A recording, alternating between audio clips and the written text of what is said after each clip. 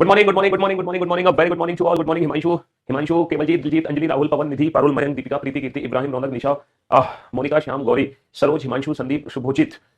क्या हाल चाल है भाई आप लोगों के? बढ़िया, फर्स्ट क्लास, शानदार, जानदार, एकदम झकास। Good morning, good morning, good morning, very good morning to all. तो भाई हम लोग पढ़ रहे हैं सिटिंग अरेंजमेंट चैप्टर, जो कि एक अपने आप में शानदार और जानदार टॉपिक है। और हम कुछ अरेंजमेंट कर चुके हैं क्लोज फॉर्म की, और मैंने आप लोगों से बोला भी है, क्या बोला है कि आप हर क्वेश्चन को देखो, क्लोज फॉर्म को सॉल्व करने की सबसे बेस्ट अप्रोच है कि आप हर क्वेश्चन को ना मल्टीपल टाइम्स सॉल्व करो। मतलब एक ही सिंगल अरेंजमेंट को कम से कम, एक ही सिंगल अरेंजमेंट को कम से कम आपको 2 से 3 बार बनाना है।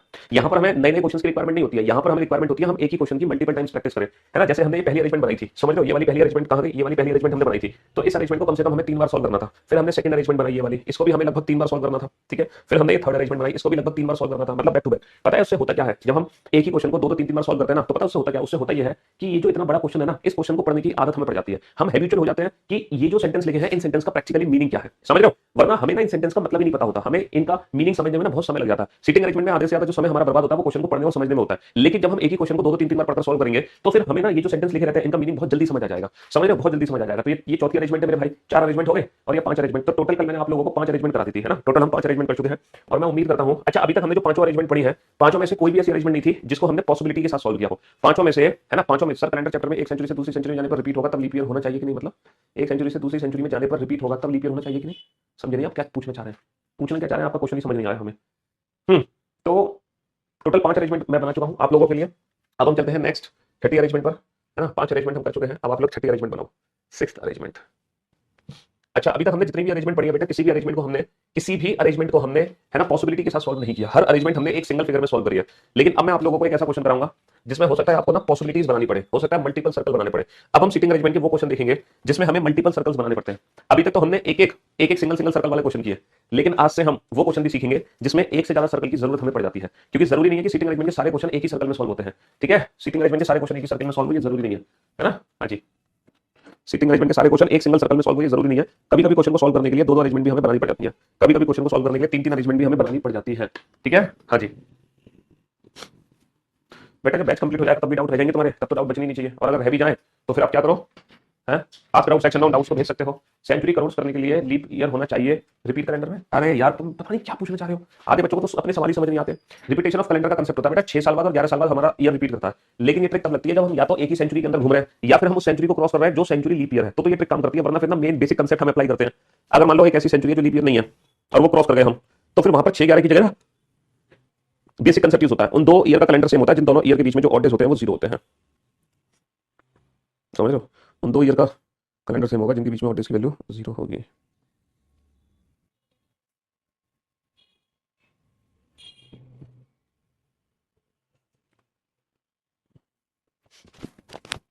Hello hello.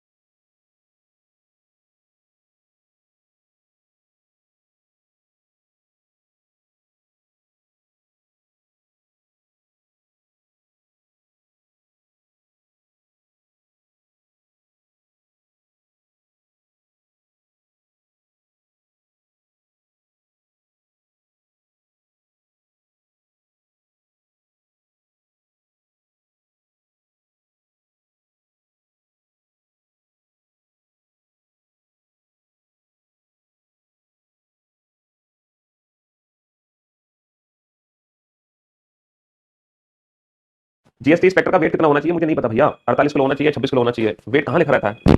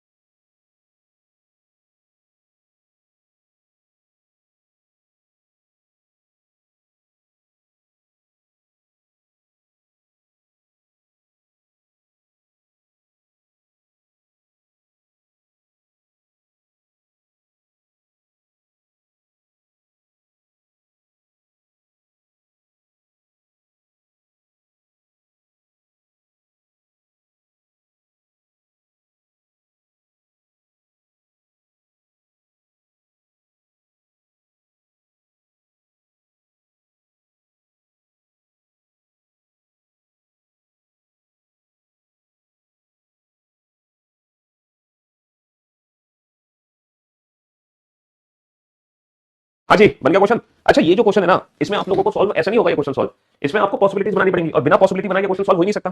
समझ रहे हो? इस क्वेश्चन को इतने हल्के मतलब जितने हल्के तुम हो, है ना, और उतना भारी भी मतलब जितने भारी तुम हो। ठीक है ना, तो उतना हल्के में लो, ना ही उतना भारी में लो, बस नॉर्मल नॉर्मल क्वेश्चन है। अगर आपने पिछली 2 क्लासेस के हर क्वेश्चन को 2-2 3-3 बार सॉल्व किया है, तो इस क्वेश्चन को सॉल्व करने में कोई दिक्कत आपको नहीं आएगी। जैसे जैसा कहता जाए वैसे वैसे लोगों को बैठाते चले जाओ। देखो, क्लोज फॉर्म का क्वेश्चन है, तो सबसे पहले तो हम वृत्त बनाएंगे, है ना, और टोटल कितने लोग हैं? 8 8 को बैठा देंगे, सबका फेस सेंटर की तरफ है, सबका फेस केंद्र की तरफ है। टोटल 8 पर्सन है, 8 को हम बैठा देंगे with all are facing centre, सबका फेस केंद्र की ओर है। पहला पॉइंट क्या है? सबसे पहला पॉइंट है A sits third to the right of teacher. A teacher के थर्ड राइट में है, तो सबसे पहले हमें किसको बैठाना है? सबसे पहले हमें टीचर को बैठाना है ना, सबसे पहले हमें टीचर को बैठाना है। जहां मर्जी वहां टीचर को बैठा दो, जहां मर्जी वहां टीचर को बैठा दो, क्योंकि पहला पर्सन हमारी मर्जी से कहीं भी बैठ सकता है। अच्छा, टीचर के थर्ड राइट में ए है, टीचर के दाईं ओर तीसरा ए है, टीचर का फेस अंदर है, इसका राइट हैंड किधर होगा? पहला, दूसरा, तीसरा। ये बताओ, ये वाला पॉइंट हर बच्चे को समझ आ गया है? बहुत बढ़िया। D sits second to the left of G. G is not an immediate neighbour of the teacher. देखो, जो जी है वो टीचर के बगल में नहीं है। अगर जी टीचर के बगल में नहीं है, तो इसका मतलब बाय डिफॉल्ट ये भी है कि जी टीचर नहीं है। तो जी टीचर के बगल में नहीं है, जी टीचर नहीं है, और जी को ऐसी जगह बैठाओ ताकि उसके सेकंड लेफ्ट पे डी आ सके। तो क्या मैं जी को यहां बैठा सकता हूं? बिल्कुल बैठा सकता हूं, जी के सेकंड लेफ्ट में डी आ सकता है। अच्छा, मैं जी को यहां नहीं बैठा सकता क्योंकि जी के सेकंड लेफ्ट में डी नहीं आ सकता। मैं जी को यहां बैठा सकता हूं, जी के सेकंड लेफ्ट में डी आ जाएगा। अच्छा, मैं जी को यहां भी बैठा सकता हूं, जी के सेकंड लेफ्ट में डी आ जाएगा। तो मुझे बताओ, मैंने जी को कितनी जगह बैठाया? 3 जगह। तो अब आप लोगों को पता है क्या करना है? यही आपको सीखना है कि किस तरीके से पॉसिबिलिटीज बनाई जाती हैं। अब आपको पता है क्या करना है? अब आपको ना 3 सर्कल बनाने होंगे। कितने सर्कल बनाने होंगे बाबू? अब आप लोगों को बनाने होंगे 3 सर्कल बनाने होंगे। अब आप लोगों को 3 सर्कल बनाने होंगे, हर सर्कल में जी की एक एक पोजीशन को हम फिक्स कर लेंगे। पॉसिबिलिटीज कैसे बनाई जाती हैं ध्यान से समझ लो, है ना। पहले सर्कल में जितने लोगों को हम बैठा चुके हैं, पहले सर्कल में जितने लोगों को हम बैठा चुके हैं, दूसरे और तीसरे सर्कल में सबसे पहले उतने लोगों को बैठा दो। तो सबसे पहले हमने किसको बैठा रखा है? हमने बैठा रखा टीचर को, टीचर के सेकंड राइट में ए को, और जहां टीचर को बैठाया है एक्जैक्टली वही टीचर को बैठाओ टीचर के सेकंड राइट में, है ना, सॉरी थर्ड राइट में ए को बैठा दो। A sits third to the right of teacher. Teacher के थर्ड राइट में किसको बैठा दो? टीचर के थर्ड राइट में ए को बैठा दो। मैं उम्मीद करता हूं 3 पॉसिबिलिटीज समझ आ गई कैसे बनाई, है ना। अब देखो, जी की 3 संभावना है, जी यहां भी हो सकता है, जी यहां भी हो सकता है, जी यहां भी हो सकता है। अब आपको पता है क्या करना है? अब आपको तीनों संभावनाओं का यूज करना है। एक संभावना में जी को यहां बैठाना है, दूसरी में यहां, तीसरी में यहां। ठीक है, तीनों संभावनाओं को यूज करना है। एक में तुमने जी को यहां बैठा दिया भाई, एक संभावना में जी को यहां बैठा दिया, दूसरी संभावना में जी को यहां बैठा दिया, और तीसरी संभावना में जी को यहां बैठा दिया। जी यही तो 3 जगह आ सकता है। ये बताओ, इतनी सी बात समझ आई कि नहीं आई? जी को हमने 3 जगह कैसे बैठाया, ये समझ आ गया आप लोगों को, और उसके साथ 3 सर्कल कैसे बने? जी के सेकंड लेफ्ट में डी है, जी के सेकंड लेफ्ट में डी है, जी के सेकंड लेफ्ट में डी है। अब हम अगला पॉइंट पढ़ेंगे, और उस अगले पॉइंट को तीनों सर्कल में यूज करना पड़ेगा। ठीक है। Only one person sit between B who is the shopkeeper and teacher. B shopkeeper और टीचर के बीच में एक पर्सन है। बी शॉपकीपर और टीचर के बीच में एक पर्सन है। देखो, ये टीचर है तो ये बी शॉपकीपर नहीं हो सकता, तो डेफिनेटली ये बी शॉपकीपर है। बी शॉपकीपर और टीचर के बीच में एक है। बी शॉपकीपर टीचर के बीच में एक है, तो ये बी शॉपकीपर नहीं हो सकता, क्योंकि यहाँ तो, है ना, टीचर और बी शॉपकीपर नहीं, क्योंकि यहाँ तो डी बैठा है, तो ये बी शॉपकीपर है। ठीक है, बी शॉपकीपर और टीचर के बीच में एक आ गया। देखो, बी शॉपकीपर और टीचर के बीच में एक है, टीचर बी शॉपकीपर ये नहीं होगा, तो डेफिनेटली बी शॉपकीपर ये होगा। समझ आ गया आपने तीनों पॉसिबिलिटी का यूज कैसे किया, तीनों संभावना का यूज कैसे किया? बहुत बढ़िया। The one who is an architect sits third to the right of the shopkeeper. Shopkeeper के थर्ड राइट में आर्किटेक्ट है। ये शॉपकीपर है, इसका जो थर्ड राइट है वो आर्किटेक्ट है ना। ये शॉपकीपर है, इसका जो थर्ड राइट है वो आर्किटेक्ट है। ये शॉपकीपर है, इसका जो थर्ड राइट है वो आर्किटेक्ट है। शॉपकीपर के थर्ड राइट में आर्किटेक्ट, इसका थर्ड राइट आर्किटेक्ट, इसका थर्ड राइट आर्किटेक्ट, और इसका थर्ड राइट आर्किटेक्ट। शॉपकीपर के थर्ड राइट में आर्किटेक्ट है। H sits between architect and engineer. H sits between architect and engineer. Architect और इंजीनियर के बीच में H है। अगर ये आर्किटेक्ट है, तो बेटा इंजीनियर ये नहीं हो सकता, क्योंकि आर्किटेक्ट और इंजीनियर के बीच में H नहीं आ सकता। अगर ये आर्किटेक्ट है तो इंजीनियर ये नहीं हो सकता, क्योंकि आर्किटेक्ट और इंजीनियर के बीच में H नहीं आ सकता। समझ रहे हो? तो ये अरेंजमेंट ही हमारी गलत हो गई, ये अरेंजमेंट ही हमारी गलत हो गई। आर्किटेक्ट और इंजीनियर के बीच में H नहीं आ सकता, आर्किटेक्ट और इंजीनियर के बीच में H नहीं आ सकता, यानी कि ये संभावना ही गलत हो गई। ये संभावना ही गलत हो गई बेटा। आर्किटेक्ट और इंजीनियर के बीच में H नहीं आ सकता, आर्किटेक्ट और इंजीनियर के बीच में H आ सकता है। आर्किटेक्ट और इंजीनियर के बीच में H नहीं आ सकता, आर्किटेक्ट और इंजीनियर के बीच में H नहीं आ सकता, ये संभावना ही गलत हो गई। देखो, हमने 3 संभावना बनाई, 3, लेकिन 3 में से 2 संभावनाएं हमारी तुरंत गलत हो गई। है ना। 2 पॉइंट के बाद 3 में से 2 संभावना हमारी गलत हो गई। अब कुल मिलाकर हमारे पास एक ही सर्कल बच गया finally. E is not an immediate neighbour of H. बेटा एच के बगल में ई नहीं है, एच के बगल में ई नहीं है तो ई आ जाएगा यहाँ, एच के बगल में ई नहीं है तो ई आ जाएगा यहाँ। Engineer sits third to the right of clerk, clerk के थर्ड राइट में इंजीनियर है। ये इंजीनियर बेटा किसके थर्ड राइट में है, क्लर्क के। ये इंजीनियर क्लर्क के थर्ड राइट में है तो मेरे भाई ये क्लर्क हो गया, है ना। क्लर्क के थर्ड राइट में इंजीनियर हो गया, क्लर्क के थर्ड राइट में इंजीनियर हो गया। Engineer sits third to the right of clerk, तो क्लर्क के थर्ड राइट में इंजीनियर हो गया। समझ रहे हो, बहुत बढ़िया। Only one person sit between businessman and F, businessman और एफ के बीच में एक पर्सन है। अब देखो बिजनेसमैन को हम कहां बैठाए, बिजनेसमैन और एफ के बीच में एक पर्सन है। देखो ये बिजनेसमैन हो नहीं सकता, ये बिजनेसमैन हो नहीं सकता, ये बिजनेसमैन हो नहीं सकता, ये बिजनेसमैन हो नहीं सकता, ये बिजनेसमैन हो नहीं सकता। तो बिजनेसमैन या तो ये है या तो ये है या तो ये है ना। बिजनेसमैन और एफ के बीच में एक पर्सन है और एफ इन दोनों में से ही कोई एक हो सकता है, एफ इन दोनों में से ही कोई एक हो सकता है। समझ रहे हो, ये एफ अगर ये है, अगर ये एफ है तो अब मुझे बताओ बिजनेसमैन किसको बनना पड़ेगा। अगर ये एफ है तो बिजनेसमैन किसको बनना पड़ेगा। सर बिजनेसमैन ये नहीं हो सकता, डेफिनेटली ई को बिजनेसमैन बनना पड़ेगा क्योंकि एफ और बिजनेसमैन के बीच में एक पर्सन है। और क्वेश्चन में लिखा हुआ है E is neither a businessman nor a doctor, E is neither a businessman nor a doctor. E ना तो बिजनेसमैन है ना ही डॉक्टर है, ई ना तो बिजनेसमैन है ना ही डॉक्टर है। इसका मतलब ये है कि जो हम सोच रहे हैं ना कि इंजीनियर को एफ बना, तो ये हम गलत सोच रहे हैं। तो एफ है बेटा आर्किटेक्ट और बिजनेसमैन ये नहीं होगा, तो ये ए हो गया बिजनेसमैन, बिजनेसमैन और एफ के बीच में एक है। और जो ई है वो डॉक्टर नहीं है तो डॉक्टर हो गया डी, ई डॉक्टर नहीं है तो डॉक्टर हो गया ई। बचा कौन, सी, तो ये हो गया हमारा सी। तो ये हो गई हमारी फाइनल अरेंजमेंट कंप्लीट, ये हो गई हमारी फाइनल अरेंजमेंट कंप्लीट। तो पॉसिबिलिटीज बिल्कुल इस तरीके से हमें बनानी है, लाइक दिस, इस क्वेश्चन की तरह। और दुनिया का कोई भी सिटिंग अरेंजमेंट का क्वेश्चन हो, अगर आप पॉसिबिलिटीज बनाना जानते हैं तो पीओ मेंस लेवल तक का क्वेश्चन आप बना सकते हो इस मेथड से। बस थोड़ा सा पेशेंस आपको रखना पड़ेगा, ज्यादा नहीं, थोड़ा सा पेशेंस आप रखोगे तो आराम से क्वेश्चन बना दोगे। अभी तक आपने जितने भी क्वेश्चन किया, आपने हर क्वेश्चन में सारे पर्सन्स को ना फेस सेंटर में करके बैठाया। लेकिन ये जो क्वेश्चन आप देखोगे, इस क्वेश्चन में कुछ लोगों का फेस सेंटर में होगा और कुछ लोगों का फेस सेंटर से बाहर होगा। ये क्वेश्चन थोड़ा सा डिफरेंट क्वेश्चन आपको देखने को मिलेगा, जिसमें कुछ लोगों का फेस सेंटर में होगा और कुछ लोगों का फेस सेंटर से बाहर होगा। ठीक है, अभी तक आपने पॉसिबिलिटी वाले, आपने डीजी से शुरू कर सकते हैं, लेकिन उसकी जरूरत क्या है डीजी से शुरू करने की हमें, है ना। डीजी से शुरू कर सकते हैं लेकिन उसकी जरूरत नहीं है हमें, हम पहले पॉइंट से पढ़ेंगे, वहीं से पॉसिबिलिटी बनाते हुए चले जाएंगे, है ना। हाँ जी।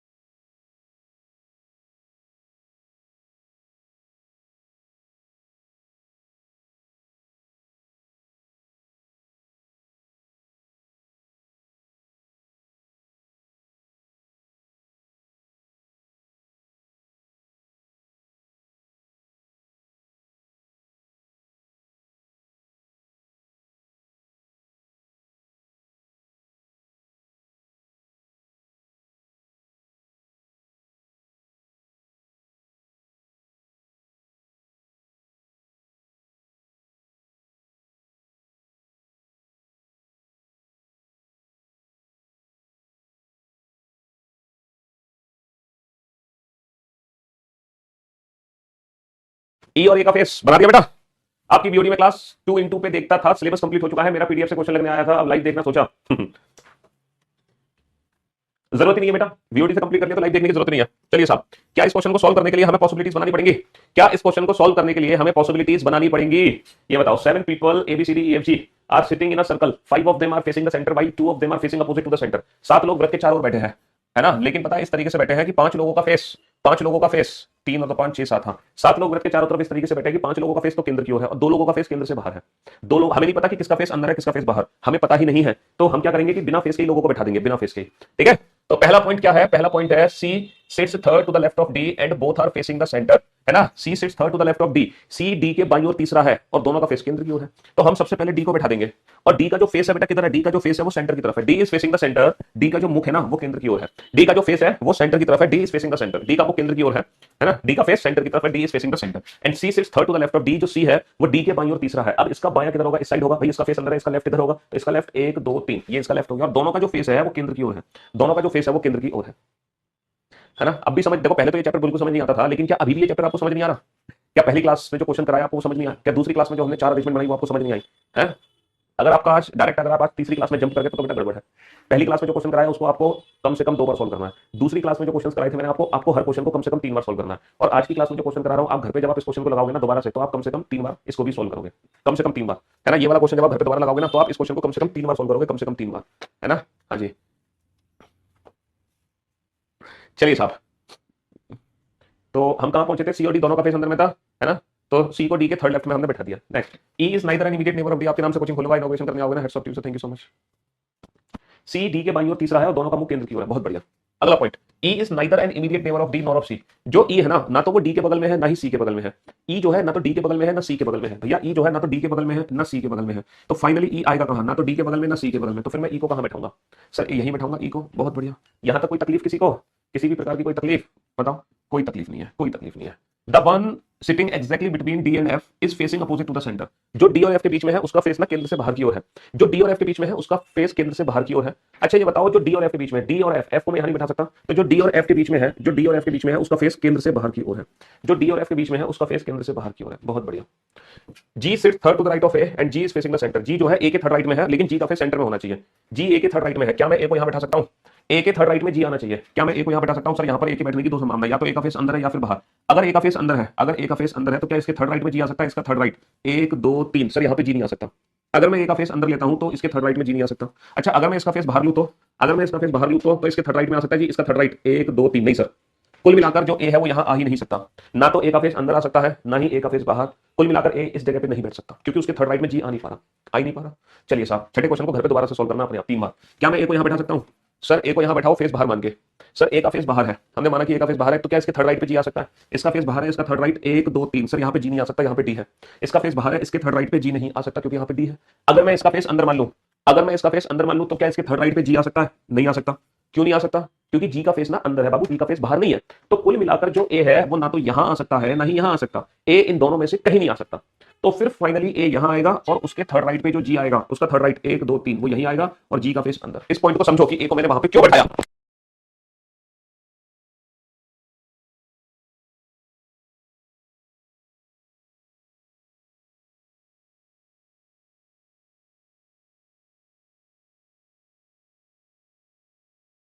समझ गए कि ए यहीं क्यों बैठेगा, यहां और यहां क्यों नहीं बैठ पाया? चलिए ए हो गया, बचा कौन? बी। बचा कौन? B. One of B's neighbour is facing opposite to the centre. देखो बी का एक ऐसा पड़ोसी है जिसका फेस ना केंद्र से बाहर है। बी का एक ऐसा पड़ोसी है जिसका फेस केंद्र से बाहर है, इसका फेस तो केंद्र की तरफ है, तो डेफिनेटली इसका फेस केंद्र से बाहर है। और सिर्फ दो लोगों का फेस केंद्र से बाहर था, सिर्फ दो लोगों का फेस केंद्र से बाहर है, वो दोनों है ए और ई। सिर्फ इन दोनों का फेस केंद्र से बाहर है, इन दोनों को छोड़कर, इन दोनों को छोड़कर बाकी हर किसी का फेस ना केंद्र की ओर होगा। बाकी हर किसी का फेस केंद्र की ओर होगा, लाइक दिस। तो ये वाले क्वेश्चन के लिए हमें दो सर्कल की जरूरत नहीं पड़ी। ये वाला क्वेश्चन हमने एक ही सर्कल में निपटा दिया। ये वाला क्वेश्चन हमने एक ही सर्कल में निपटा दिया, हमें दो सर्कल की जरूरत नहीं पड़ी। और उससे रिलेटेड जितने भी क्वेश्चन पूछे जाएंगे आप लोग सॉल्व कर ही सकते हो आसानी से। देखो मेन चीज है अरेंजमेंट बनाना। अरेंजमेंट बनाने के बाद फिर उससे रिलेटेड जो भी क्वेश्चन बनेंगे वो तो आप सॉल्व कर ही सकते हो, उसमें तो कोई शक है ही नहीं। हमारा जो टाइम लगता है वो सिर्फ और सिर्फ अरेंजमेंट बनाने में लगता है।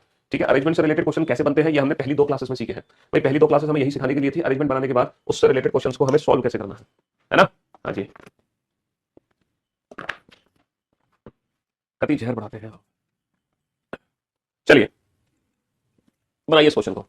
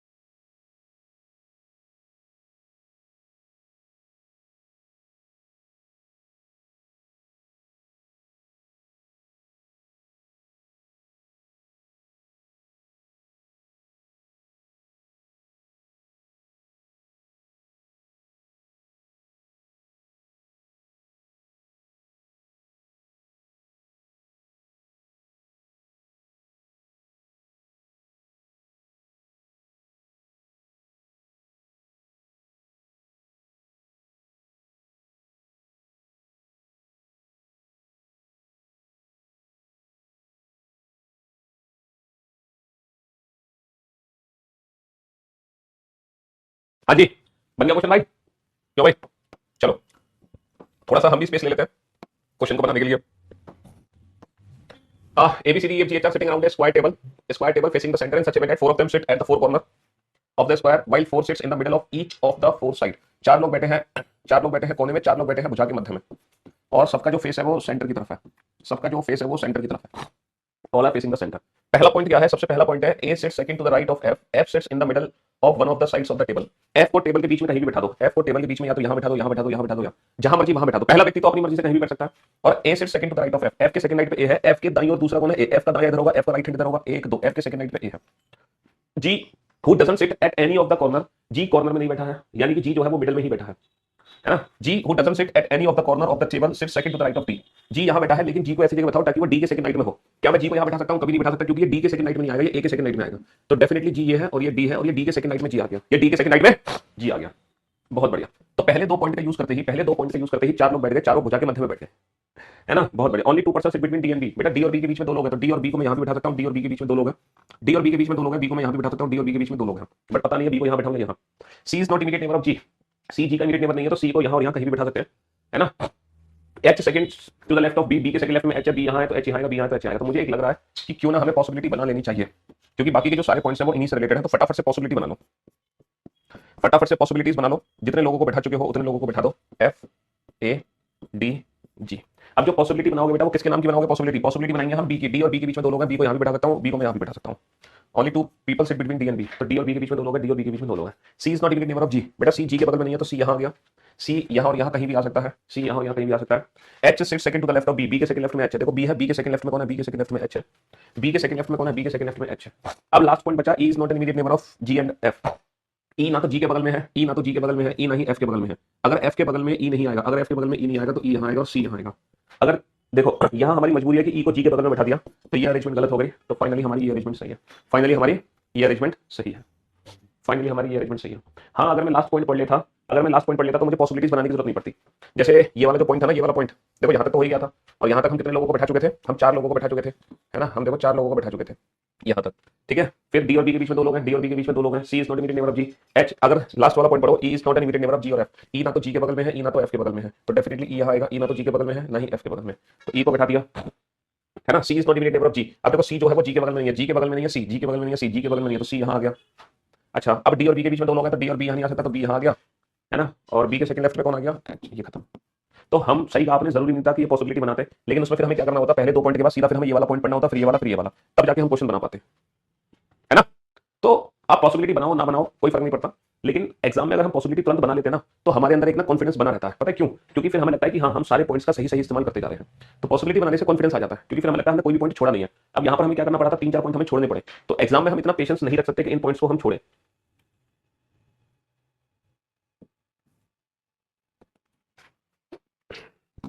चलो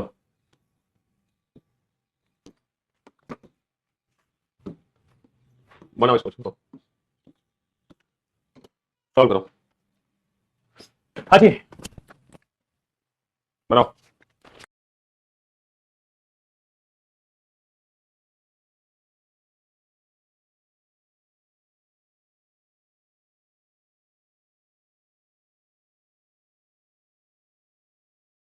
पिछले क्वेश्चन में लेफ्ट साइड में ही 3% क्यों बैठाए थे बेटा? पिछले क्वेश्चन में लेफ्ट साइड मतलब समझा नहीं। लेफ्ट राइट से कोई फर्क नहीं पड़ता, जब सर्कल होता है ना गोल, तो उसमें लेफ्ट राइट का कोई लेना देना नहीं होता।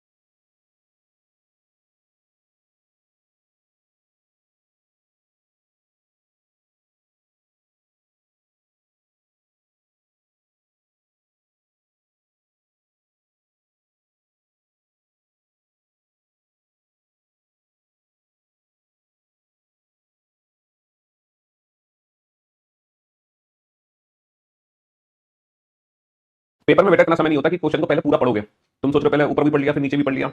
ना ना ना ना। जब 7% वाली सीटिंग थी तब आपने लेफ्ट में ई पर्सन बैठाए थे, राइट साइड में। अरे यार वो लेफ्ट राइट होता ही नहीं है बेटा, सर्कल और फॉर्म में लेफ्ट राइट होता ही नहीं है।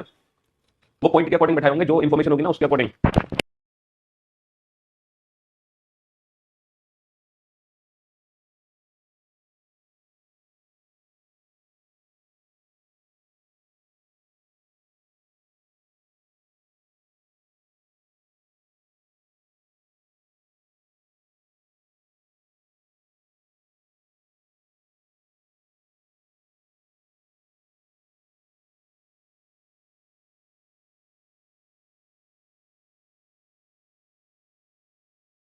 देखने में ये बड़ा क्वेश्चन लेकिन एक्चुअल में तो बड़ा है नहीं।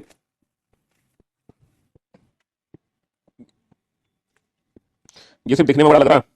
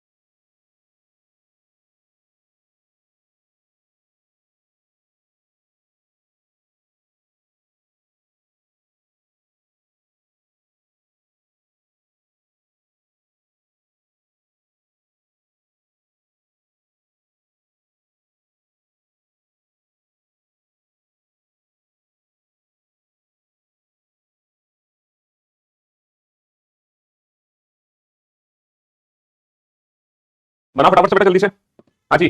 अब बोर्ड पे ध्यान से देखना, ध्यान से समझने की कोशिश करना बेटा, है ना। 8 पीपल हैं, 8 लोग हैं, ठीक है।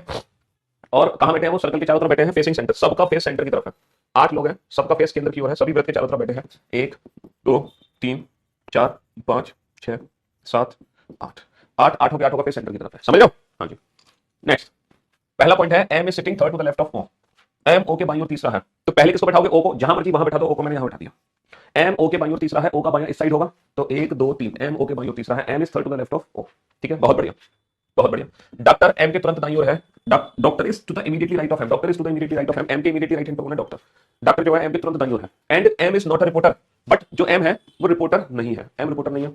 R is sitting fourth to the right of P, neither R nor P is an immediate neighbour of M. देखो जब 8 लोग बैठते हैं तो फोर्थ लेफ्ट या फोर्थ राइट का मतलब अपोजिट होता है, तो आर और पी एक दूसरे के अपोजिट है। लेकिन आर और पी में से कोई भी एम का इमीडिएट नेबर नहीं है, यानी कि आर और पी में से कोई भी यहां नहीं आ सकता, है ना। आर यहां नहीं आ सकता, आर यहां आ सकता है, आर और पी यहां नहीं आ सकते, है ना। आर और पी यहां नहीं आ सकते, आर और पी यहां नहीं आ सकते। तो डेफिनेटली अगर आर ये है तो पी ये है, और अगर आर ये है तो पी ये है। तो आर और पी की जो पोजीशन है वो डिफाइन नहीं हो सकती। T is a teacher and third to the right of the doctor, doctor के थर्ड राइट में टी टीचर है, डॉक्टर के थर्ड राइट में टी टीचर है। तो डॉक्टर का थर्ड राइट की तरफ नहीं कहते हैं, डॉक्टर का फिर सेंटर इसका थर्ड राइट, 1 2 3। डॉक्टर के थर्ड राइट में टी टीचर है, डॉक्टर के थर्ड राइट में, डॉक्टर के थर्ड राइट में टी टीचर हो गया। The shopkeeper is second to the left of the teacher, teacher के सेकंड लेफ्ट में शॉपकीपर है, टीचर के सेकंड लेफ्ट में शॉपकीपर है। ये शॉपकीपर हो गया भाई साहब, अब पता नहीं पी है कि आर है ना। Painter is second to the left of M, M के सेकंड लेफ्ट में पेंटर है, एम के सेकंड लेफ्ट में पेंटर है। ये पेंटर हो गया, पता नहीं कौन है, पी या आर, बाद में पता चल जाएगा। S cricketer is exactly between T and P. देखो जो एस क्रिकेटर है ना वो टी और पी के बीच में है। अगर ये टी है, ये तो है टी, अगर ये पी है तो टी और पी के बीच में एस क्रिकेटर नहीं आ सकता, तो इसका मतलब ये कभी भी पी नहीं हो सकता। तो ये कभी भी पी नहीं हो सकता, तो ये आर ही है। और अगर ये आर है तो फिर ये हो गया डेफिनेटली पी, और टी और पी के बीच में एस क्रिकेटर हो गया, टी और पी के बीच में एस क्रिकेटर हो गया। The accountant is second to the right of the cricketer, cricketer के सेकंड राइट में अकाउंटेंट है, क्रिकेटर का सेकंड राइट ये कौन है? ये कौन है? अकाउंटेंट। क्रिकेटर के सेकंड राइट में अकाउंटेंट है N, third to the left of T, T के थर्ड लेफ्ट में है, टी का थर्ड लेफ्ट, 1 2 3, ये हो गया एन। बचा कौन बैठाने को? एल। बचा कौन? एल। अच्छा एम जो है रिपोर्टर नहीं है, reporter reporter reporter reporter reporter किसको बनना पड़ेगा? रिपोर्टर बनना पड़ेगा ओ को। और जो भी बचा बेटा वो ये बन जाएगा एम। एम कौन बन जाएगा? जो प्रोफेशन बचा, कौन सा प्रोफेशन बच गया? सुपरवाइजर का। तो ये सुपरवाइजर बन गया और ये अरेंजमेंट हो गई कंप्लीट। तो जब आप कल मुलाकात करोगे हमसे तो आज के ही क्वेश्चन को कम से कम 3 3 बार सॉल्व करके आना। कम से कम क्वेश्चन को 3 बार सॉल्व करोगे, आपको अपनी आप शॉर्ट ट्रिक पता चल जाएगी। इसी क्वेश्चन को कम से कम 3 बार सॉल्व करना है, तभी कल का लेक्चर अटेंड करना, वरना मत करना। तो कल का लेक्चर वही बच्चा अटेंड करेगा जो अभी तक कराए गए क्वेश्चंस को, 9 क्वेश्चन मैंने करा दिए, 9 टोटल कितनी अरेंजमेंट करा दी मैंने? 9 अरेंजमेंट। इन 9 अरेंजमेंट को, हर अरेंजमेंट को 3 बार, यानी कि 9 या 27 तुम्हें अरेंजमेंट बनानी है, 9 या 27 अरेंजमेंट। तो अगर आप ये 27 अरेंजमेंट बना लेते हो, मतलब एक ही क्वेश्चन को 3 3 बार आप सॉल्व कर लेते हो, तो कल का लेक्चर अटेंड करना, वरना बिल्कुल मत करना। ठीक है, love you all, goodbye, thank you so much.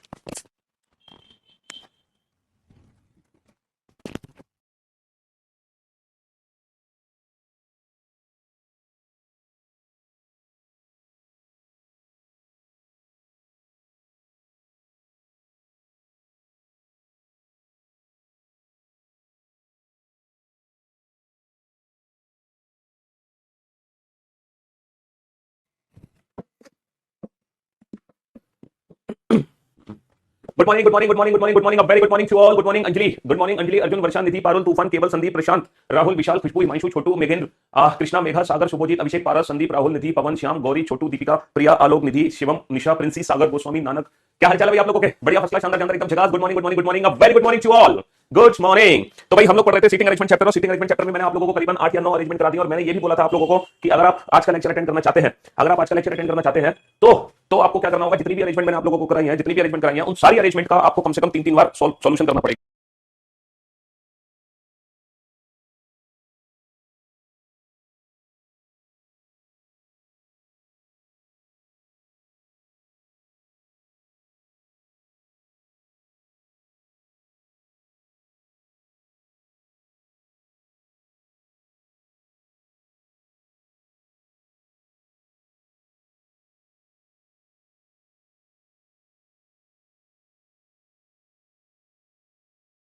हाँ जी। तो भैया जितने भी क्वेश्चन मैंने आप लोगों को कराए थे, हर क्वेश्चन के लिए मैंने आप लोगों को बोला था कि कम से कम एक एक अरेंजमेंट आपको अपने घर पे 3-3 बार सॉल्व करनी है।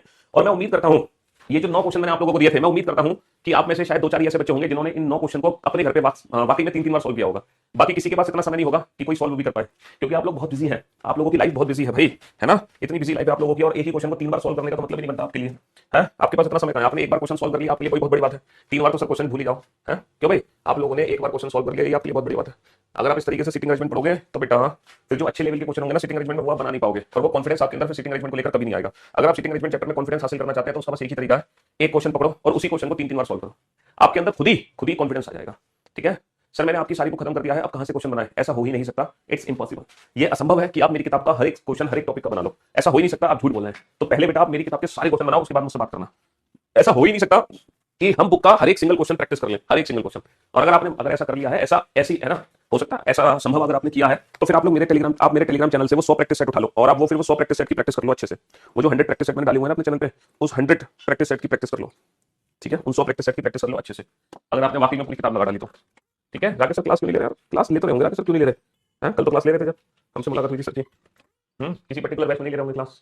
होली की छुट्टी कब है? होली की छुट्टी आज से हो रही है। हैप्पी होली। होली की छुट्टी आज से ही हो रही है।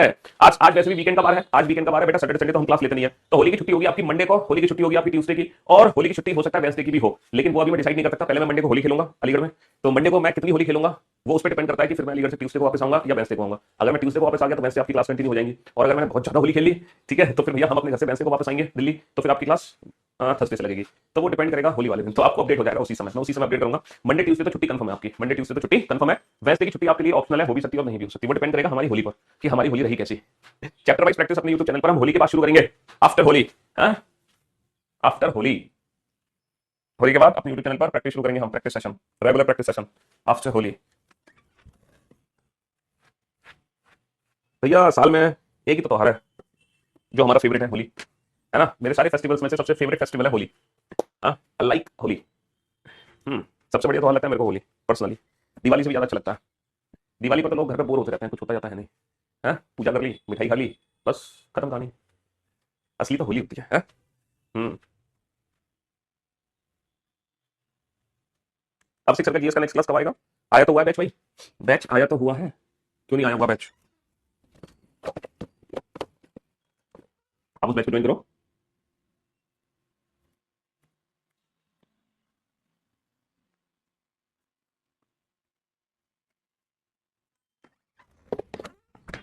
बेटा क्वेश्चन बनाओ, ये फालतू के कमेंट बाजी में क्या लग रहे हो, हैं? क्लास फालतू के क्वेश्चन बाजी में मतलब क्वेश्चन बनाओ, क्वेश्चन।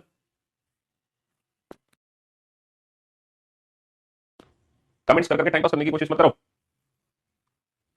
8 दोस्त हैं, PQ, RST, VW and Y, एक वर्ग का टेबल के चारों ओर इस प्रकार बैठे हैं कि 4 दोस्त 4 कोने पर बैठे हैं, जबकि 4 प्रत्येक भुजा के मध्य में बैठे हैं। जो 4 दोस्त 4 कोनों पर बैठे हैं उनका मुख केंद्र की तरफ है, और जो भुजा के बीच में बैठे हैं उसका मुख केंद्र से बाहर की ओर है। वाह, बड़ा क्वेश्चन। एक वर्ग का मेज के चारों तरफ 8 लोगों को बैठा दो, ठीक है। हाँ जी, आपके घर आए हैं होली मुबारक करने आपके दोस्त, आपने उन दोस्तों को अपने वर्गाकार मेज के चारों तरफ बैठा रखा है। 4 दोस्तों को तो आपने बैठा रखा है बिल्कुल बीच में, 4 दोस्तों को आपने बैठा रखा है कोने में, ठीक है जी। हाँ जी, तो जो भुजा के, जबकि 4 प्रत्येक भुजा के बीच में जो 4 दोस्त 4 कोनों पर बैठे हैं उनका मुख केंद्र, जो कोने पर बैठे हैं उसका मुख केंद्र की तरफ किया हुआ है तुमने, और जो भुजा के मध्य में बैठे हैं तुमने गुजिया पेश करी है, उनको गुजिया पसंद नहीं आई है, तो उनका जो मुख है वो केंद्र से बाहर की ओर है। इन लोगों को गुजिया नहीं खानी है, इनको कोई भी नाश्ता नहीं करना है, ठीक है। हाँ जी, ये अपना लोग सेट होकर आ रखे हैं, इनका फेस केंद्र से बाहर की ओर है, और ये लोगों को नाश्ता पानी करना है, गुजिया खानी है, तो इनका फेस सेंटर की तरफ है ना। हाँ जी, ठीक है। चलिए साहब, पी जो कि केंद्र की ओर मुख करके बैठा है, वी के दाहिनी ओर तीसरे स्थान पर है, वी के दाहिनी ओर तीसरे स्थान पर है, यानी कि P is third to the right of V, P is third to the right of P is third to the right of V, V के थर्ड राइट पे P है। अब मैं V को कहां बैठाऊं? अगर मैं V को यहां बैठाता हूं तो V का थर्ड राइट 1 2 3 यहां P आ जाएगा और P जो कि केंद्र की ओर मुख करके बैठा है, P who is facing the centre, बिल्कुल सही जवाब। अगर मैं V को यहां बैठा दूं तो बेटा V का जो थर्ड राइट है वो 1 2 3, अगर मैं V को यहां बैठा दूं तो V के थर्ड राइट पे P यहां आएगा। इसका मतलब है अगर V का फेस सेंटर में है तो P का फेस सेंटर से बाहर हो रहा है, जबकि हमें P का फेस सेंटर से बाहर नहीं करना, P का फेस सेंटर की तरफ करना है। इसका मतलब हमें V का फेस सेंटर से बाहर करना होगा, तभी P का फेस बेटा सेंटर की तरफ हो सकता है, तभी P का फेस सेंटर की तरफ हो सकता है। तो V को मैं यहां भी बैठा सकता था, यहां भी बैठा सकता था, यहां भी बैठा सकता था, यहां भी बैठा सकता था, कहीं भी बैठा सकते थे, लेकिन फेस बाहर ही होना चाहिए था, है ना। T who face the centre is not an immediate neighbour of V, T जिसका फेस सेंटर की तरफ है, V का इमीडिएट नेबर नहीं है बेटा, V का इमीडिएट नेबर T नहीं है, V का इमीडिएट नेबर T नहीं है, लेकिन T का फेस सेंटर में है, फेस सेंटर में P है, तो ये है T, T का फेस सेंटर में है, T का फेस सेंटर में है। Only one person sit between V and W, V और W के बीच में एक लोग हैं, अगर ये V है तो W ये भी हो सकता है, अगर ये V है तो W ये भी हो सकता है, ठीक है। S sits second to the right of Q, Q faces the centre, देखो Q का फेस सेंटर में है और Q के सेकंड राइट पे S है। अब Q का फेस सेंटर में है, Q को मैं यहां नहीं बैठा सकता क्योंकि यहां तो ऑलरेडी T है, Q को मैं यहां नहीं बैठा सकता, Q को मैं यहां भी नहीं बैठा सकता, पूछो क्यों? क्योंकि Q का फेस सेंटर में है और Q के दाईं ओर दूसरा S है, Q के सेकंड राइट में कौन है? S, यहां पे S नहीं आ सकता, तो 100% Q के सेकंड राइट पे Q के दाईं ओर दूसरा कौन है? S है। R is not an immediate neighbour of P, जो R है ना वो P का इमीडिएट नेबर नहीं है बेटा, P के इमीडिएट नेबर R नहीं हो सकता, तो डेफिनेटली R कौन होगा? सर W ही ले सकते हैं क्योंकि W की ऑप्शनल पोजीशन है, W की पोजीशन, एक सेकंड, W की जो पोजीशन है वो कंफर्म नहीं है। R is not immediate neighbour of P, तो बेटा R को मैं यहां बैठाऊंगा तो फिर W यहां बैठेगा, और बचा कौन? जो भी बचा Y, Y आ जाएगा यहां, और ये अरेंजमेंट कम। दो पॉसिबिलिटी बनाने की जरूरत नहीं पड़ी हमें, दो पॉसिबिलिटीज बनाने की जरूरत ही नहीं पड़ी हमें। क्या जरूरत पड़ी बेटा सेकंड पॉसिबिलिटी बनाने की? ये बताओ, सेकंड पॉसिबिलिटी बनाने की जरूरत पड़ी आपको? कोई जरूरत नहीं पड़ी, खत्म कहानी, हो गया क्वेश्चन सॉल्व, कोई जरूरत हमें नहीं पड़ी सेकंड पॉसिबिलिटी बनाने की। चलिए साहब, देखो अभी तक हमने जितने भी क्वेश्चन किए थे सारे के सारे सर्कुलर फॉर्म के क्वेश्चन थे। अब मैं आप लोगों को ना सारे के सारे सर्कुलर फॉर्म के ना बेसिक क्वेश्चन थे, अब मैं आप लोगों को ना रो वाले क्वेश्चन कराता हूं, रो यानी कि पंक्ति वाले क्वेश्चन। लेकिन पंक्ति वाले क्वेश्चन में पहले हम बेसिक क्वेश्चन पढ़ेंगे, ठीक है। जैसे हमने अभी सर्कुलर फॉर्म के सारे बेसिक क्वेश्चन किए हैं, मैंने आपको 10 अरेंजमेंट कराई और 10 की 10 अरेंजमेंट बेटा बेसिक अरेंजमेंट है जो दुनिया के हर एग्जाम के लिए है। अभी भी हमने बैंकिंग लेवल शुरू नहीं किया है, अभी भी हमने वी को हम नीचे भी ले सकते थे, क्यों नहीं ले सकते थे? तब भी हमारी अरेंजमेंट बिल्कुल परफेक्ट होती अगर आप क्लॉकवाइज चेक करोगे तो उससे कोई फर्क नहीं पड़ता। आपकी जो भी अरेंजमेंट होगी, आपकी जो भी अरेंजमेंट होगी, उस अरेंजमेंट में डेफिनेटली बेटा वी के अपोजिट वाई आ रहा होगा, और वी के सेकंड लेफ्ट पे आर होगा, वी के सेकंड राइट पे डब्ल्यू होगा, वी के इमीडिएट लेफ्ट पे एस होगा, वी के इमीडिएट राइट पे क्यू होगा। आप चेक कर सकते हो, आपके अरेंजमेंट में वी कहीं भी बैठा हो इससे फर्क नहीं पड़ता, लेकिन वी के इमीडिएटली राइट हैंड पे देखो क्यू होगा, अगर है तो सही अरेंजमेंट। वी के इमीडिएटली लेफ्ट हैंड पर एस होगा। बेसिकली अगर मैं वी से शुरू करूं और क्लॉकवाइज डायरेक्शन में घूमता हूं तो हमारी जो अरेंजमेंट बनेगी वो बनेगी V Q W P Y T R S. अगर आपकी ये अरेंजमेंट सही है, वी से शुरू करते हुए क्लॉकवाइज डायरेक्शन में घूम जाओ, अगर ये अरेंजमेंट आ रही है तो आपकी सही है एकदम। और इनका फेस होगा, ये मिड में बैठे होंगे, ये लोग, ये जितने भी लोग हैं ये मिड वाले होंगे, और ये वाले कॉर्नर वाले लोग होंगे, ये कॉर्नर वाले लोग होंगे। उससे फर्क नहीं पड़ता कि लोग ऊपर बैठा है कि नीचे बैठा है, लेफ्ट है या राइट है, उससे कोई फर्क नहीं पड़ता। अगर ये वाली अरेंजमेंट है तो हमारी अरेंजमेंट एकदम सही है, ठीक है। हाँ जी, बनाओ बेटा। ये कैसे पता चलेगा? देखो क्वेश्चन में पॉसिबिलिटी हमें पता चल जाएगी ना। हमें लगा कि डब्ल्यू की दो पॉसिबिलिटी थी, लेकिन आगे बेटा डब्ल्यू से रिलेटेड कोई इन्फॉर्मेशन दे नहीं रखी थी, तो फिर हमने पॉसिबिलिटी नहीं बनाई। अगर आगे डब्ल्यू से रिलेटेड कुछ और इन्फॉर्मेशन होती तो हमें पता चल जाता कि हाँ दो पॉसिबिलिटी बनेंगी या पॉसिबिलिटी खत्म होंगी, इसलिए हमने बनाना नहीं सोचा।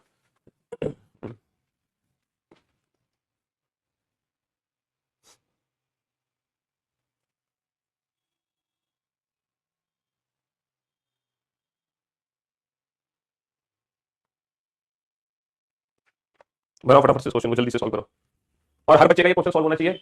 अच्छा ये तो रो वाला क्वेश्चन है, पहले मैं समझा दूं रो वाले क्वेश्चन बनाने कैसे हैं, तभी तो आप दूर क्वेश्चन बना पाओगे। अभी तो आपने एक भी क्वेश्चन नहीं बनाया होगा, ये तो पहला क्वेश्चन है। चलिए साहब पंक्ति वाला क्वेश्चन मैं आपको समझा देता हूं, पंक्ति वाला क्वेश्चन बनाना कैसे हमें।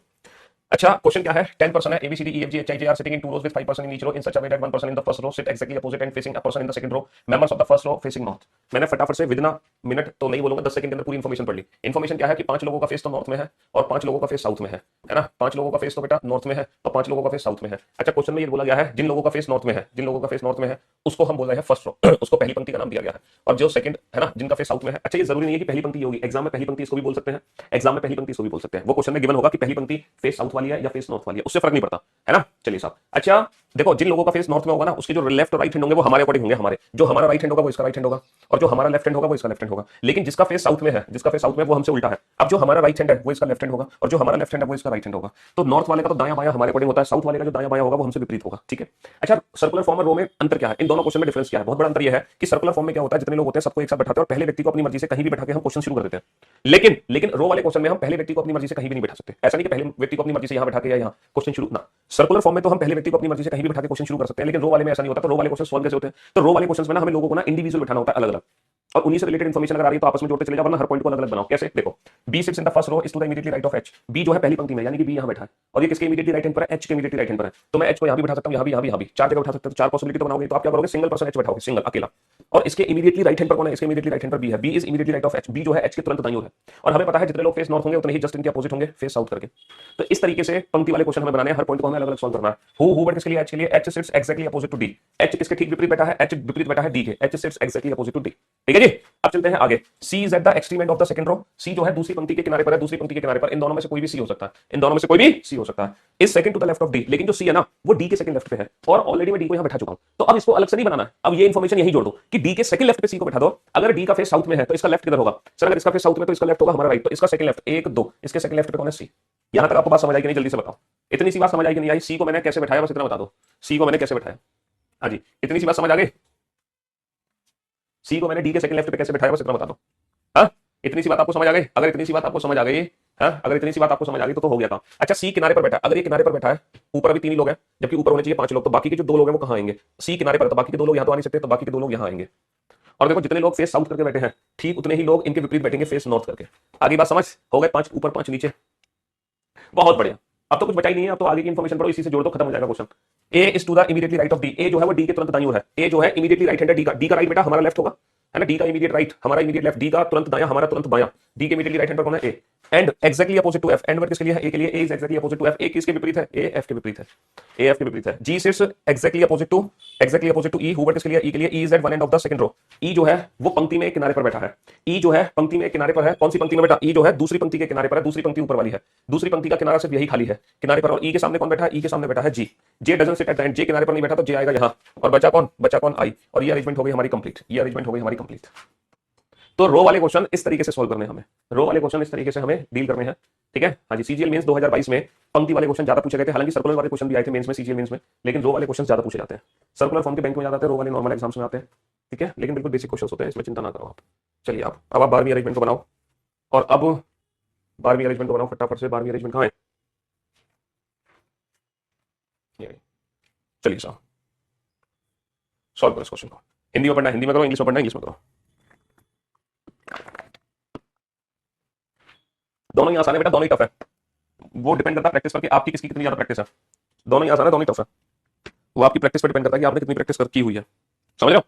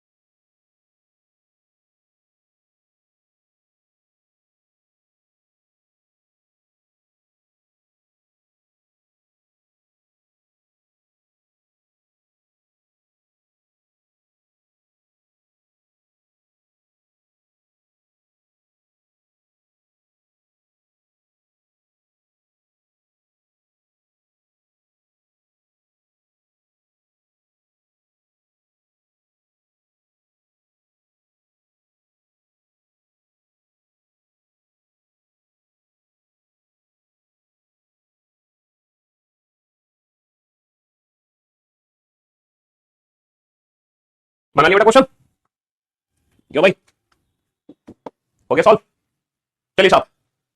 तो मेरे दोस्त मेरे भाई, अब आप बोर्ड पे ध्यान से देखना और ध्यान से समझने की कोशिश करना, ठीक है, 10 सदस्य हैं और दो टीम में बैठे हैं पांच पांच की, 10 सदस्य दो टीम में बैठे हैं पांच पांच की।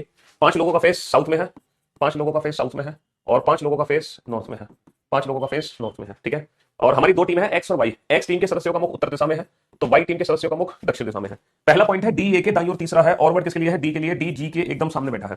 पहला पॉइंट क्या है? D sits third to the right of A. D किसके थर्ड राइट में है? ए के।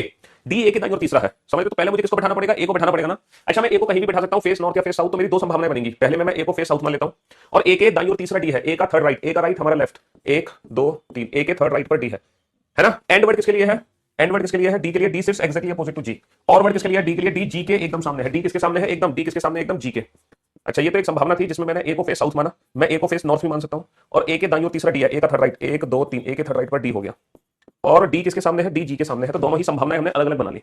बी जी के एकदम दाईं ओर बैठा है, B sits to the immediate right of G. B किसके इमीडिएटली राइट हैंड पर है? जी के। बी किसके तुरंत दाईं ओर है? जी के। भैया जी के तुरंत दाईं ओर कौन है? बी। जी का इमीडिएटली राइट हैंड पर कौन है? जी के इमीडिएटली राइट हैंड पर कौन है? बी। दोनों में बी को बैठा दिया। और किसके लिए है? बी के लिए। बी का मुख दक्षिण की ओर है, and and is facing south, यानी कि बी इज फेसिंग साउथ। ये वाली अरेंजमेंट सही है, और ये वाली अरेंजमेंट गलत हो गई, क्योंकि यहां पर बी का फेस नॉर्थ में चला गया। समझ लो। H sits third to the right of B. H B के दाईं ओर तीसरा है। H is third to the right of B. H B के दाईं ओर तीसरा है, तो बी का राइट क्या होगा बेटा? बी का दाया होगा हमारा बाया, बी का राइट होगा हमारा लेफ्ट। एक दो तीन, बी के थर्ड लेफ्ट पर एच को बैठा दो। समझ रहे हो? हाँ जी। और एफ के ठीक सामने। और वर्ड किसके लिए है? एच के लिए। एच जो है एफ के ठीक सामने है। एच किसके ठीक सामने है? एफ के ठीक सामने है। एच किसके ठीक सामने है? एफ के ठीक सामने है। एफ के ठीक सामने है। समझ रहे हो? सी ए व ई के, सी ए व ई के बीच में है और आई के सामने है। देखो सी जो है वो किस किसके बीच में है? ए और ई के बीच में। कौन है? ए और ई के बीच में सी है। ए और ई के बीच में सी है, और किसके सामने है? सी आई के सामने है। और सी किसके सामने है? आई के सामने है। आई के सामने। बचा कौन? बचा कौन? ये बताओ, बैठने के लिए बचा कौन? एफ सी डी जे बचा जे। तो ये अरेंजमेंट हमारी कंप्लीट हो गई। ये अरेंजमेंट हमारी कंप्लीट हो गई। समझ लो, ये अरेंजमेंट कंप्लीट हो गई। तो इस तरीके से रो वाले क्वेश्चन हमें बनाने हैं। रो वाले क्वेश्चन को बनाने का ये एक बेस्ट अप्रोच है।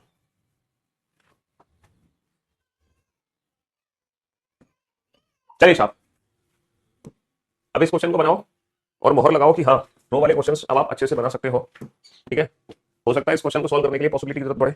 अगर पॉसिबिलिटी की जरूरत पड़े तो पॉसिबिलिटी बना लेना, नहीं पड़े तो मत बनाना, है ना। बनाओ।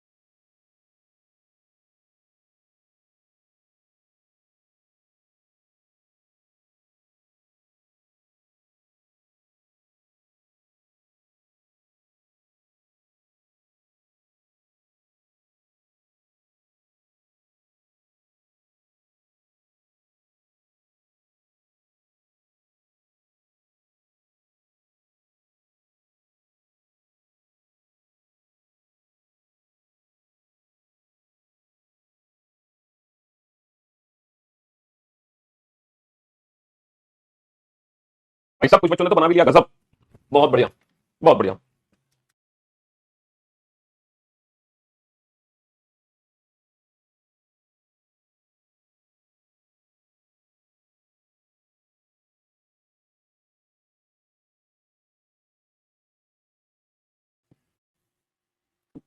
का फेस साउथ में, 6 लोगों का फेस नॉर्थ में, 1 2 3 4 5 6, 6 लोगों का फेस साउथ में है और 6 लोगों का जो फेस है वो नॉर्थ में।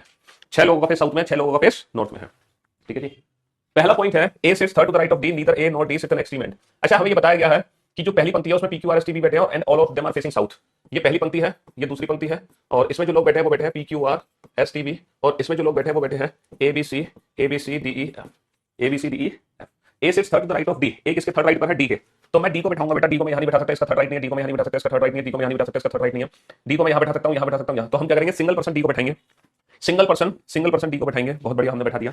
And A sits third to the right of D, इसके दाईं ओर तीसरा ए है, पहला दूसरा तीसरा, A sits third to the right of D. ठीक है, तो 4 लोगों का फेस नॉर्थ में है और 4 लोगों का फेस हम कर देंगे साउथ में। बहुत बढ़िया, A sits third to the right of D, neither A not D sits an extreme end, A और डी में से कोई भी किनारे पर नहीं है, इसका मतलब एक एक लोग यहां बैठेंगे, ए और डी में से कोई भी किनारे पर नहीं है। बहुत बढ़िया। टी फेसेस डी, टी का फेस डी की तरफ है, तो ये जो डी है इसका फेस किसकी तरफ है, टी की तरफ है। V doesn't face A and V doesn't sit an extreme end, V A के सामने नहीं है, V A के सामने नहीं है और V जो है किनारे पर भी नहीं है and V is not immediate neighbor of T, V T के बगल में भी नहीं है, तो B आ जाएगा यहाँ। B sits at one of the extreme end, only 2 people sit between B and E, E doesn't face B। देखो B एक किनारे पर है, B एक किनारे पर है और B और E के बीच में 2 लोग हैं, B और E के बीच में 2 लोग और E का फेस B की तरफ नहीं है। अगर B इस किनारे पर है, अगर B इस किनारे पर है तो डेफिनेटली E को यहाँ बैठाना पड़ेगा और E का फेस B की तरफ हो जाएगा, जबकि E का फेस B की तरफ नहीं है, इसका मतलब B इस किनारे पर नहीं आ सकता, B इस किनारे पर आएगा और B और E के बीच में 2 लोग हो जाएंगे और E का फेस B की तरफ भी नहीं है। 2% sit between R and Q, R is not immediate neighbour of T, R जो है टी के बगल में नहीं है, आर को मैं यहां नहीं बैठा सकता, फिर आर और क्यू के बीच में 2 लोग नहीं है ना, आर जो है क्यू के बगल में, sorry, R is not an immediate neighbour of T, R T के बगल में नहीं है, आर यहां नहीं आ सकता क्योंकि फिर आर और क्यू के बीच में 2 लोग नहीं होंगे, तो डेफिनेटली आर और क्यू ये हो गए। And P is not an immediate neighbour of R, P R के बगल में नहीं है, पी आ गया यहां और बचा कौन, क्यों भाई, कौन सा पॉइंट बच गया, A sits third to the right of D, A D के थर्ड राइट में हो गया, neither A not D sits an extreme end, A और डी कोई भी किनारे पर नहीं था, तो आसपास एक एक लोग होगा, टी फेसेस टी का फिर डी की तरफ हो गया, B doesn't face A, B A के सामने नहीं है and B doesn't sit an extreme end, B is not immediate neighbour of T, B sits at one of the extreme end, only 2 people sit between B and E doesn't face B, 2% sit between R and Q, R और Q के बीच में 2 लोग हो गए, R is not immediate neighbour of T, R T के बगल में नहीं है, C doesn't face B, C doesn't face B, V के सामने सी नहीं आएगा तो सी यहां आ जाएगा। बस अब कौन बचा, ए बी सी डी ई, ये बचा एफ और पी क्यू आर, ये बचा एस और ये अरेंजमेंट हो गई हमारी कंप्लीट, ये अरेंजमेंट हो गई complete, P T Q B S R C D E F A B. चलिए तो भाई आज के लिए सिर्फ इतना ही करते हैं और wish you very very happy Holi to all of you. Radha का रंग और खाना की पिचकारी, प्यार के रंग क्या था। ओपन फॉर्म के क्वेश्चन हम कैसे बनाते हैं, ओपन फॉर्म के क्वेश्चन बनाते हैं, पहले व्यक्ति को हम अपनी मर्जी से कहीं भी नहीं बैठा सकते, हम यहाँ पर एक एक करके लोगों को बैठाते हैं। तो हमने अभी तक जितने भी क्वेश्चन किए हैं सिटिंग अरेंजमेंट के, हर क्वेश्चन को आपको कम से कम 3 बार सॉल्व करना था, मैंने बताया था और मैं उम्मीद करता हूं हर अरेंजमेंट को आप लोगों ने कम से कम 3 बार जरूर सॉल्व कर लिया होगा, हर अरेंजमेंट को कम से कम 3 बार सॉल्व आप लोगों ने जरूर कर लिया होगा, क्योंकि इतने दिन की छुट्टी थी और मजा आ गया होगा सिटिंग अरेंजमेंट के क्वेश्चन बनाकर, है ना, मजा आया कि नहीं आया है, क्यों भाई मजा आया कि नहीं आया आपको सिटिंग अरेंजमेंट के क्वेश्चन बनाकर, अगर आपने हर क्वेश्चन को 3 बार बनाया होगा तो। और टोटल 13 अरेंजमेंट हम लोग बना चुके हैं, ठीक है, और ये जो 13 अरेंजमेंट है ना, ये 13 की 13 अरेंजमेंट बेटा हर कॉम्पिटिटिव एग्जाम के लिए है, चाहे आप ग्रुप बी का एग्जाम दो, ग्रुप सी का एग्जाम दो, ग्रुप बी का या ग्रुप ए का, आप कोई भी अगर एग्जाम दे रहे हो तो ये 13 क्वेश्चन तो आपको करने ही करने हैं और हर क्वेश्चन को कम से कम 3 बार सॉल्व करना है, एक भी सिंगल क्वेश्चन को आप स्किप नहीं कर सकते, एक भी सिंगल क्वेश्चन को आप स्किप नहीं कर सकते गलती से भी, समझ रहे हो, आप सोचोगे इस क्वेश्चन को स्किप कर दो, बिल्कुल नहीं कर सकते, नेवर, कभी नहीं कर सकते स्किप एक भी सिंगल क्वेश्चन को, ये 13 के 13 क्वेश्चन को अरेंजमेंट आपको बनानी पड़ेगी। अभी फिलहाल हमने बैंकिंग की अरेंजमेंट शुरू नहीं की है, ठीक है, आप लोगों को लग रहा होगा कि बैंकिंग अरेंजमेंट शुरू हो चुकी है, नहीं, आज की क्लास में बेटा हर बच्चे के लिए है, अभी तक बैंकिंग की सिटिंग अरेंजमेंट स्टार्ट नहीं हो रही है, ठीक है, आज भी हम वही क्वेश्चन कराएंगे जो हर एग्जाम के लिए काम आने वाले हैं, चाहे आप दुनिया का कोई भी पेपर दो, हर एग्जाम में ये क्वेश्चन आपकी मदद करेंगे और प्रैक्टिस के लिए वही काम, हर क्वेश्चन को आपको अपने घर पे कम से कम 3-4 बार सॉल्व करना है। सिटिंग अरेंजमेंट की प्रैक्टिस का बेस्ट अप्रोच यही है कि आप एक ही क्वेश्चन को मल्टीपल टाइम सॉल्व करो, ना कि मल्टीपल क्वेश्चन को सिंगल टाइम सॉल्व करो, ठीक है। हाँ, सीजीएल मेंस वाले भी क्वेश्चन करा दूंगा सिटिंग अरेंजमेंट के, परेशान मत हो, वो क्वेश्चन भी हम करा देंगे सीजीएल मेंस वाले। फिलहाल आप इस क्वेश्चन को बनाइए,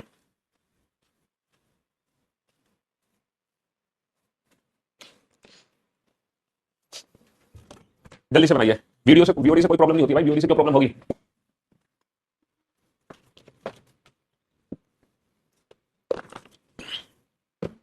बैंकिंग वाले क्वेश्चन को एसएससी वालों को देखने की जरूरत है क्या, देखने में आपका नुकसान नहीं होगा कोई, अगर आप वो क्वेश्चन देख लोगे बैंकिंग वाले भी तो आपका नुकसान कुछ नहीं होने वाला, आपको कुछ ना कुछ सीखने को ही मिलेगा। ऐसा तो हो नहीं सकता कि आपसे मैं कुछ छीन लूंगा, आपको कुछ छीनूंगा नहीं, आपको कुछ दूंगा ही, आपको कुछ ना कुछ नॉलेज एक्स्ट्रा ही मिलेगी, तो जब हमें नॉलेज मिलती है ना तो वो कभी बेकार नहीं जाती और वो हमारे लिए फायदेमंद होती है, इसलिए नुकसान नहीं होगा, आपका फायदा ही होगा, ठीक है। हाँ जी, जल्दी से बनाओ इस क्वेश्चन को, भले ही आप बैंकिंग के सीटिंग अरेंजमेंट की बाद में प्रैक्टिस मत करना, लेकिन एटलीस्ट जो लाइव क्लास में क्वेश्चन कराऊंगा वो करना।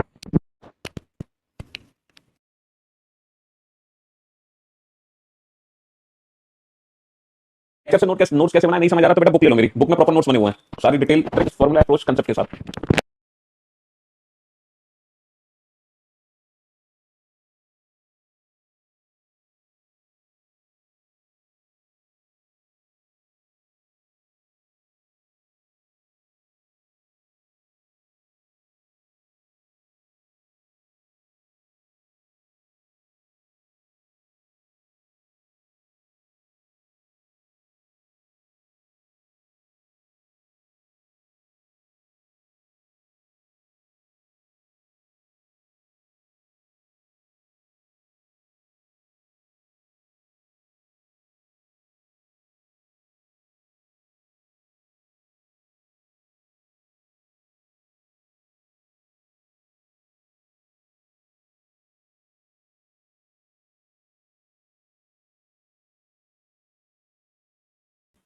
बना लिया क्वेश्चन? कितने लोग हैं बेटा? 12 लोग हैं। दो समांतर पंक्ति में बैठे हैं। 6 लोगों का फेस है ना, 6 लोगों का फेस दक्षिण की ओर है, 6 लोगों का फेस उत्तर की ओर है। 1 2 3 4 5 6 लोगों का फेस साउथ की तरफ है। 1 2 3 4 5 6 लोगों का फेस नॉर्थ की तरफ है। अच्छा, पंक्ति एक में एबीसीडी ये बैठे, उन सभी का मुख दक्षिण की ओर है। बेटा ये पंक्ति एक है, ABCDEF, इसको बोला है पंक्ति एक। और ये पंक्ति दो है।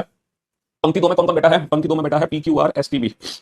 पंक्ति दो में बैठा है PQRSTV, और उन सभी का मुख उत्तर दिशा में हो रहा है। इसलिए दी गई बैठने की व्यवस्था में एक पंक्ति में बैठे सदस्य का मुख दूसरे पंक्ति में बैठे सदस्य के मुख की ओर है। चलिए साहब, अब क्वेश्चन हमारा शुरू होगा यहाँ से। वी एस के दाएं तीसरे स्थान पर बैठा है। V sits third to the right of S. यहाँ से हमारा क्वेश्चन शुरू होगा। देखो, V sits third to the right of S, V S के थर्ड राइट पे, तो पहले किसको बैठाओगे? एस को बैठाओगे। और जो एस है ना, उसका फेस नॉर्थ की तरफ है। किसकी तरफ है? एस का फेस नॉर्थ की तरफ है। And V sits third to the right of S, तो एस का थर्ड राइट बेटा इधर होगा। भैया एस का दाईं और तीसरे स्थान पर वी है, तो एस का दाएं इधर है। 1 2 3। और जितने लोग फेस नॉर्थ करके बैठेंगे उतने ही फेस साउथ करके बैठेंगे। एस फेसेस एफ, ठीक है। एस का जो मुख है वो एफ की ओर है। एस का मुख एफ की ओर है। And F doesn't sit at any of the extreme end of the line. ये कह रहे हैं कि जो एफ है ना, वो पंक्ति के किसी भी किनारे पर नहीं है। अच्छा, एफ अगर पंक्ति के किसी भी किनारे पर नहीं है, अगर एफ पंक्ति के किसी भी किनारे पर नहीं है, इसका मतलब देयर आर टू पॉसिबिलिटीज, दो संभावनाएं बनती हैं। अगर जो एफ है पंक्ति के किसी किनारे पर नहीं है, तो यहाँ पे दो संभावनाएं बनती हैं। दो संभावनाएं, अगर एफ पंक्ति के किसी किनारे पर नहीं है, तो यहाँ पर दो संभावनाएं बनती हैं। कौन कौन सी दो संभावनाएं बनती हैं? पहली संभावना बनती है कि अगर एफ पंक्ति के किसी भी किनारे पर नहीं है, तो सिर्फ एक व्यक्ति यहाँ पर है। दूसरी संभावना बनती है कि दोनों व्यक्ति यहाँ बैठे हैं। भैया टोटल 6 व्यक्ति हैं, 4 व्यक्ति आ चुके हैं, तो सिर्फ एक व्यक्ति यहाँ बैठा है और बाकी का एक यहाँ बैठा। पहली पॉसिबिलिटी। दूसरी पॉसिबिलिटी बनती है कि दोनों के दोनों यही बैठे हैं। अगर एफ किनारे पर नहीं है, देयर आर टू पॉसिबिलिटीज, तो दोनों पॉसिबिलिटीज हम बना लेंगे अलग अलग। ठीक है, दोनों पॉसिबिलिटीज हम अलग अलग बना लेंगे। इतनी सी बात समझ आई कि ये दो पॉसिबिलिटीज किस तरह से बनी। अगर एफ किनारे पर नहीं है, तो ये दो संभावनाएं बन जाएंगी। बहुत बढ़िया। D sits third to the right of C, R faces C, है ना। डी जो है वो सी के थर्ड राइट में है, सी का थर्ड राइट में डी है। क्या मैं सी को यहाँ बैठा सकता हूँ? सी का थर्ड राइट इधर आएगा, क्योंकि फेस साउथ तो राइट इधर होगा, तो सी के थर्ड राइट में डी है। सी को मैं यहाँ नहीं बैठा सकता क्योंकि सी का थर्ड राइट नहीं है। सी को मैं यहाँ नहीं बैठा सकता, सी का थर्ड राइट नहीं है। सी को मैं यहाँ बैठा सकता हूँ, सी के थर्ड राइट में डी आ जाएगा। आर फेसेस सी, सी को मैं यहाँ नहीं बैठा सकता क्योंकि सी के सामने आर नहीं आ सकता। सी को मैं यहाँ भी बैठा सकता हूँ, सी के थर्ड राइट में डी आ जाएगा और सी के सामने आर आ जाएगा। सी को मैं यहाँ बैठा सकता हूँ, सी के थर्ड राइट में डी आ जाएगा, सी के सामने आर आ जाएगा। अच्छा, यहाँ पे एस और बी को तो बैठा दो। हाँ, और सी को मैं यहाँ भी बैठा सकता हूँ, सी के थर्ड राइट में डी आ जाएगा, सी के सामने आ जाएगा। सी को मैं यहाँ नहीं बैठा सकता। तो सी के बैठने की दो पॉसिबिलिटीज है ना, दो पॉसिबिलिटीज है, इनको भी छोड़ दो। अगला point, the one facing E sits third to the right of P. P के थर्ड राइट में कौन है? जो ई को फेस करता है। पी के थर्ड राइट में कौन है? जो ई को फेस करता है। BNP do not sit at any extreme, और पी किनारे पर नहीं है। देखो, पी के थर्ड राइट में कौन है? पी के थर्ड राइट में वो है जो ई को फेस करता है ना। The one facing E sits third to the right of P, P के थर्ड राइट में वो जो ई को फेस करता है ना।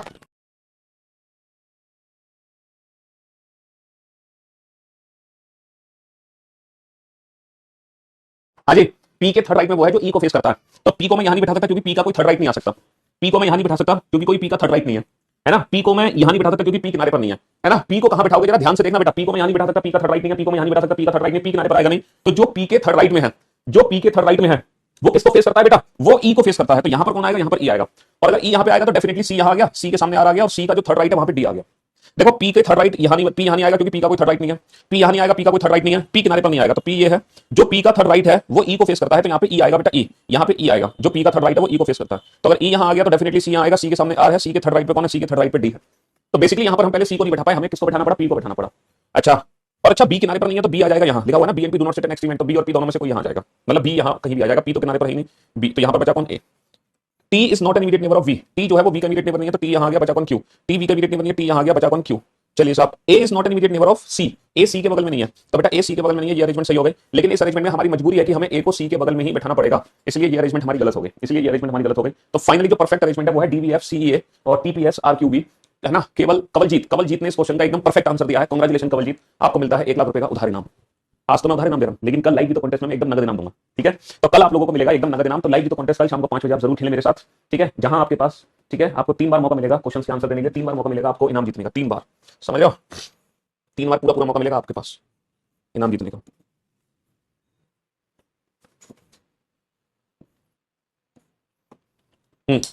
बनाइए, फटाफट से करिए इस क्वेश्चन को सॉल्व जल्दी से। तमाम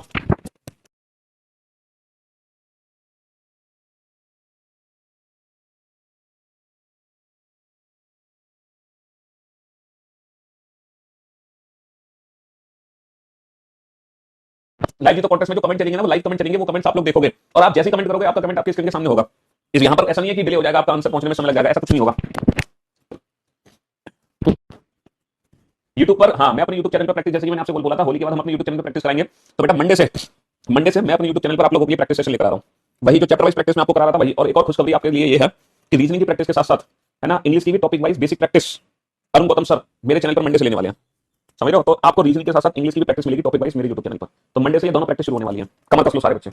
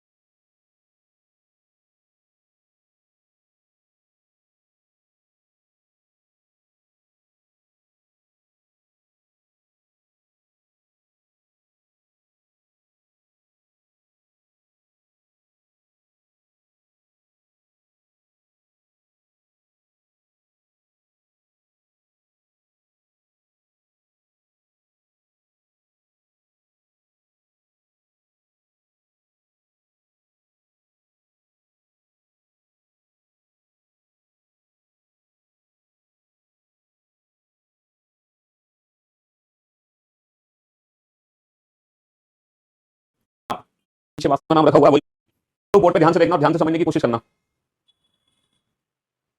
यस, गौरव, हर्षिता, संध्या, पारस, निधि, मयंक, पलक, सत्या। हाँ जी, तो मेरे दोस्त, मेरे भाई, अब आप लोग बोर्ड पे ध्यान से देखना और ध्यान से समझने की कोशिश करना। अगर आप लोग सोच रहे हो कि ये बैंक पीओ का क्वेश्चन है तो आप गलत सोच रहे हो। ये कोई बैंक पीओ का क्वेश्चन नहीं है, बहुत ही बेसिक क्वेश्चन है। बेसिक 12 लोग 2 समांतर पंक्तियों में बैठे हैं। पंक्ति में 6 लोग इस प्रकार बैठे हैं कि अगल बगल में व्यक्ति के बीच एक समान दूरी, पंक्ति 1 में P Q R S T और सभी का मुख दक्षिण की ओर है, पंक्ति 2 में एबीसीडी ई एफ बैठे हैं और सभी का मुख उत्तर की ओर है। ठीक है, हाँ जी, 12 लोग बैठे हैं 2 समांतर पंक्ति में।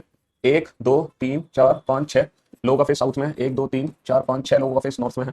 पंक्ति 1 में P Q R S T B बैठे और उन सभी का मुख दक्षिण की ओर है, P Q R S T B और सभी का मुख दक्षिण की ओर है। पंक्ति 2 में बैठे हैं A B C D E F और उन सभी का मुख उत्तर की ओर है, और उन सभी का मुख उत्तर की ओर है। ठीक है जी, हाँ जी, चलिए पहला पॉइंट यहां से पढ़ो। P sits third to the left of T.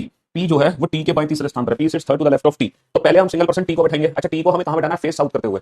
तो सिंगल पर्सन टी को बैठाओ और टी के थर्ड लेफ्ट, इसका लेफ्ट हमारा राइट होगा, इसका बायां हमारा दायां है, इसके बाईं और तीसरे स्थान पर पी है। 1 2 3, इसके बाईं और तीसरे स्थान पर पी है, इसके थर्ड लेफ्ट में पी है। ना तो पी ना ही टी पंक्ति के अंतिम छोर पर, इन दोनों में से कोई भी किनारे पर नहीं है। इसका मतलब एक व्यक्ति धराएगा, एक व्यक्ति धराएगा, क्योंकि कोई भी अंतिम छोर पे नहीं है। बहुत बढ़िया। Neither P nor T sits at an extreme end of the line. A sits second to the right of E. Neither A nor E faces T or P. A doesn't sit at an extreme end. देखो ये point क्या है? A sits second to the right of E. A जो है वो E के second right में है। A जो है वो E के सेकंड राइट में है और A और E में से कोई भी T और P को फेस नहीं करता।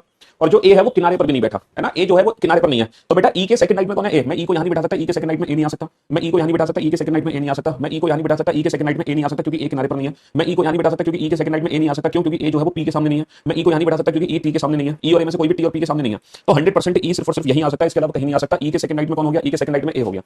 R doesn't face A and R doesn't sit an extreme end of the line. R doesn't face A। बेटा R जो है A के सामने नहीं है और जो है R एक्सट्रीम एंड पर भी नहीं है। तो फाइनली R को मैं सिर्फ और सिर्फ यहीं बैठा सकता हूं, इसके अलावा कहीं नहीं बैठा सकता। इसके अलावा कहीं भी नहीं बैठा सकता, कहीं नहीं बैठा सकता, है ना? हाँ जी। Next, only one person sit between F and C. Neither F nor C faces T. F और C के बीच में बेटा एक व्यक्ति है, लेकिन F और C यहां नहीं आ सकते। इसका मतलब F और C यहां आएंगे definitely. And C doesn't sit at any extreme end. C जो है किनारे पर नहीं है, तो F और C को यहां नहीं बैठा सकता, क्योंकि F और C के बीच में एक है, बट F और C में से कोई भी T के सामने नहीं है। तो डेफिनेटली F और C यहां आएंगे, लेकिन C किनारे पर नहीं है, इसलिए C यहां जाएगा, F यहां जाएगा, है ना? Only one person sit between V and Q. V और Q के बीच में एक व्यक्ति है। V और Q के बीच में एक व्यक्ति है, तो V और Q को यहां बैठाएंगे हम, है ना? F is not an immediate neighbor of B. अच्छा, अगर मैं V और Q को यहां बैठा दूंगा तो यहां पे S बचेगा। अच्छा, F is not immediate neighbor of B, तो B यहां जाएगा और बचा कौन? D. And A doesn't face B. A B के सामने नहीं है, तो B आ जाएगा यहां और बचा कौन? Q. और ये अरेंजमेंट हो गई कंप्लीट। ये अरेंजमेंट हो गई कंप्लीट, समझ रहे हो? तो आंसर आ गया B T Q R P S E B A C D F। ये हो गई फाइनल अरेंजमेंट। अब मैं उम्मीद करता हूं कि अब आप लोग, है ना, अब आप लोग क्वेश्चंस बनाने में सक्षम हो चुके हैं और सारे क्वेश्चंस आप लोग बना सकते हैं किसी भी एग्जाम के, एक्सेप्ट बैंकिंग। हालांकि बैंकिंग एग्जाम के भी क्वेश्चन बना सकते हो, लेकिन अभी बैंकिंग एग्जाम की प्रैक्टिस नहीं की आप लोगों ने, समझ रहे हो? हाँ जी बेटा, घर से भी लेते हैं क्लासेस, करियर से भी लेते हैं, दोनों जगह से लेते हैं। स्टूडियो हमारा घर पर भी है, स्टूडियो हमारा करियर पर भी बना हुआ है ना? हम ऑफिस भी जाते हैं, घर भी रहते हैं, दोनों जगह काम करते हैं। घर से भी काम होता है, घर पे भी ऑफिस है हमारा, और स्टूडियो जो करियर की हमारी पूरा ऑफिस है, मेन बिल्डिंग है, वहां भी हमारा ऑफिस है। तो हर जगह ऑफिस ही ऑफिस है ना? हाँ जी।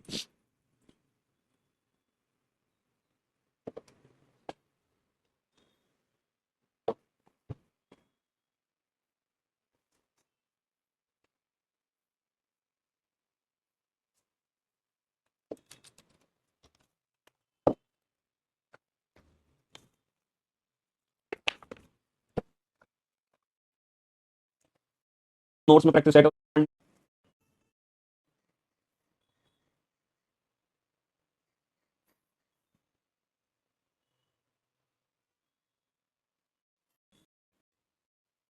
भाई अब आप लोग बोल रहे हो सर, ये हिंट है कि सलमा और बुशरा के बीच में दो हैं। हमें ये नहीं पता कि हम पहले सलमा को बैठाएं या बुशरा को बैठाएं। हम नहीं जानते हमें बैठाना किसको है, बस सलमा और बुशरा के बीच में दो हैं। सलमा और बुशरा के बीच में दो खिलाड़ी, there are two players between Salma and Bushra. Aliya और फातिमा के बीच में दो खिलाड़ी हैं, there are two player between Aliya and Fatima. Aliya और फातिमा में किसको पहले बैठाएं हम डिसाइड नहीं कर सकते। आलिया और फातिमा के बीच में भी दो खिलाड़ी हैं, तो ये भी हमारे लिए हिंट है। इस पॉइंट का भी यूज हम नहीं कर सकते। दामिनी आलिया के तुरंत दाहिने ओर है और बुशरा के तुरंत बाईं ओर। Damini is immediately right of Aliya. पहले हम किसको बैठाएंगे? आलिया को, और इसके इमीडिएटली राइट हैंड पर कौन है ना? Damini is immediately right to Aliya. Damini immediately right है आलिया के इमीडिएटली राइट हैंड पर कौन है? दामिनी। एंड इमीडिएटली लेफ्ट है बुशरा। और ये किसके इमीडिएटली लेफ्ट में? बुशरा के तो इमीडिएटली लेफ्ट में, और आलिया के इमीडिएटली राइट हैंड पर है दामिनी। बहुत बढ़िया। अमानत तमन्ना के तुरंत दाहिनी ओर है। अमानत इज इमीडिएटली राइट ऑफ तमन्ना। जहां भी तमन्ना बैठी है उसके इमीडिएटली राइट में कौन है? अमानत। अमानत इज इमीडिएटली राइट ऑफ तमन्ना। तमन्ना के इमीडिएटली राइट में अमानत है। इसको अलग से बनाया है, क्यों? क्योंकि ये पॉइंट अभी इसमें जुड़ नहीं सकता। अमानत और आलिया के बीच में एक खिलाड़ी है। अमानत और आलिया के बीच में एक खिलाड़ी है। There is only 1% between Amanat and Aliya. अब आप ध्यान से देखना बेटा, आलिया यहां पर है तो अमानत को मैं यहां नहीं बैठा सकता। अमानत और आलिया के बीच में है ना, तो अमानत यहां नहीं आएगा, तो डेफिनेटली अमानत यहां आएगा 100%। और अमानत के इमीडिएटली लेफ्ट हैंड पे कौन है? तमन्ना। अमानत के इमीडिएटली लेफ्ट हैंड पे कौन है? तमन्ना। ये वाला पॉइंट मैंने ऊपर ऐड कर दिया। आलिया और फातिमा के बीच में दो है बेटा। अगर ये आलिया है तो फातिमा ये नहीं हो सकती। दो तो है, लेकिन ये फातिमा नहीं है, तमन्ना है। तो आलिया और फातिमा के बीच में दो है, तो फातिमा को इधर बैठाना पड़ेगा, तभी तो आलिया और फातिमा के बीच में दो आएंगे। ये पॉइंट यूज हो गया। सलमा और बुशरा के बीच में दो है, बुशरा ये है तो सलमा को मैं यहाँ नहीं बैठा सकता क्योंकि नंबर ऑफ कैंडिडेट हो जाएंगे 1 2 3 4 5 6 7 8 9, जबकि 9 कैंडिडेट तो है नहीं, टोटल 7 ही है। तो बुशरा ये है तो फिर डेफिनेटली सलमा ये है। सलमा और बुशरा के बीच में 2 खिलाड़ी हैं, ये वाला पॉइंट भी हमने यूज कर लिया और ये अरेंजमेंट हमारी कंप्लीट हो गई। तमन्ना, अमानत, सलमा, आलिया, दामिनी, बुशरा, फातिमा। क्वेश्चन नंबर 15 आराम से आप रिपीट कर लेना क्लास खत्म होने के बाद, और घर पे एक नहीं 3 बार सॉल्व करना क्वेश्चन नंबर 15 को, 3 बार, ठीक है, आराम से। सीटिंग अरेंजमेंट में है ना, बेस्ट अप्रोच है कि आप एक ही क्वेश्चन को मल्टीपल टाइम सॉल्व करो, मल्टीपल टाइम, बार बार। क्वेश्चन नंबर 15 आराम से रिवीजन करना बेटा तसल्ली से। अगर तुमने ये वाला क्वेश्चन बना दिया तो तुम सीटिंग अरेंजमेंट में परफेक्ट हो जाओगे, परफेक्ट। अगर तुमने ये वाला क्वेश्चन बना दिया तो, है ना, फिर दुनिया का कोई क्वेश्चन आपसे बच नहीं सकता सीटिंग अरेंजमेंट का, एक्सेप्ट बैंकिंग लेवल।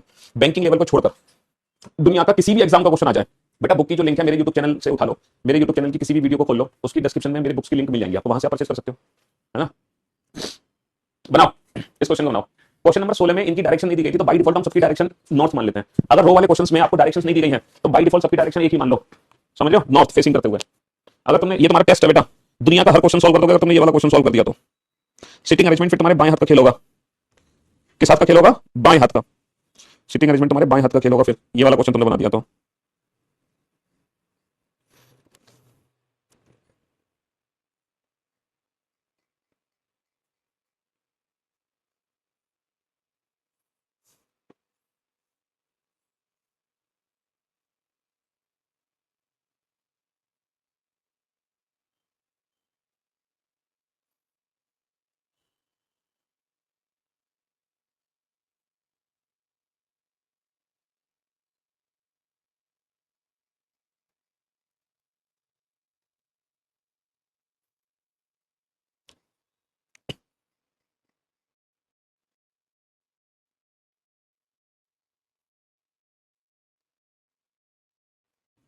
ये किस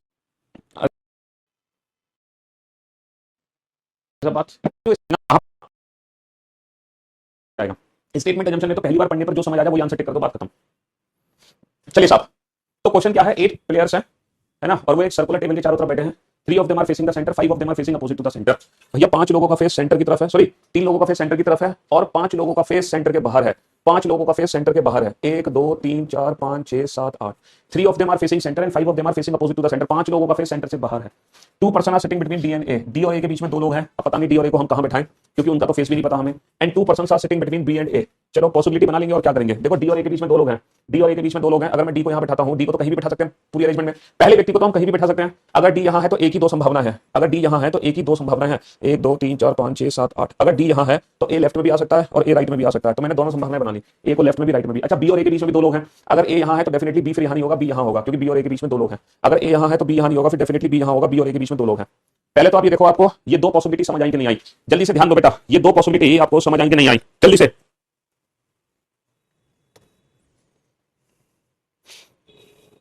ये 2 पॉसिबिलिटी आप लोगों को समझ आई कि नहीं?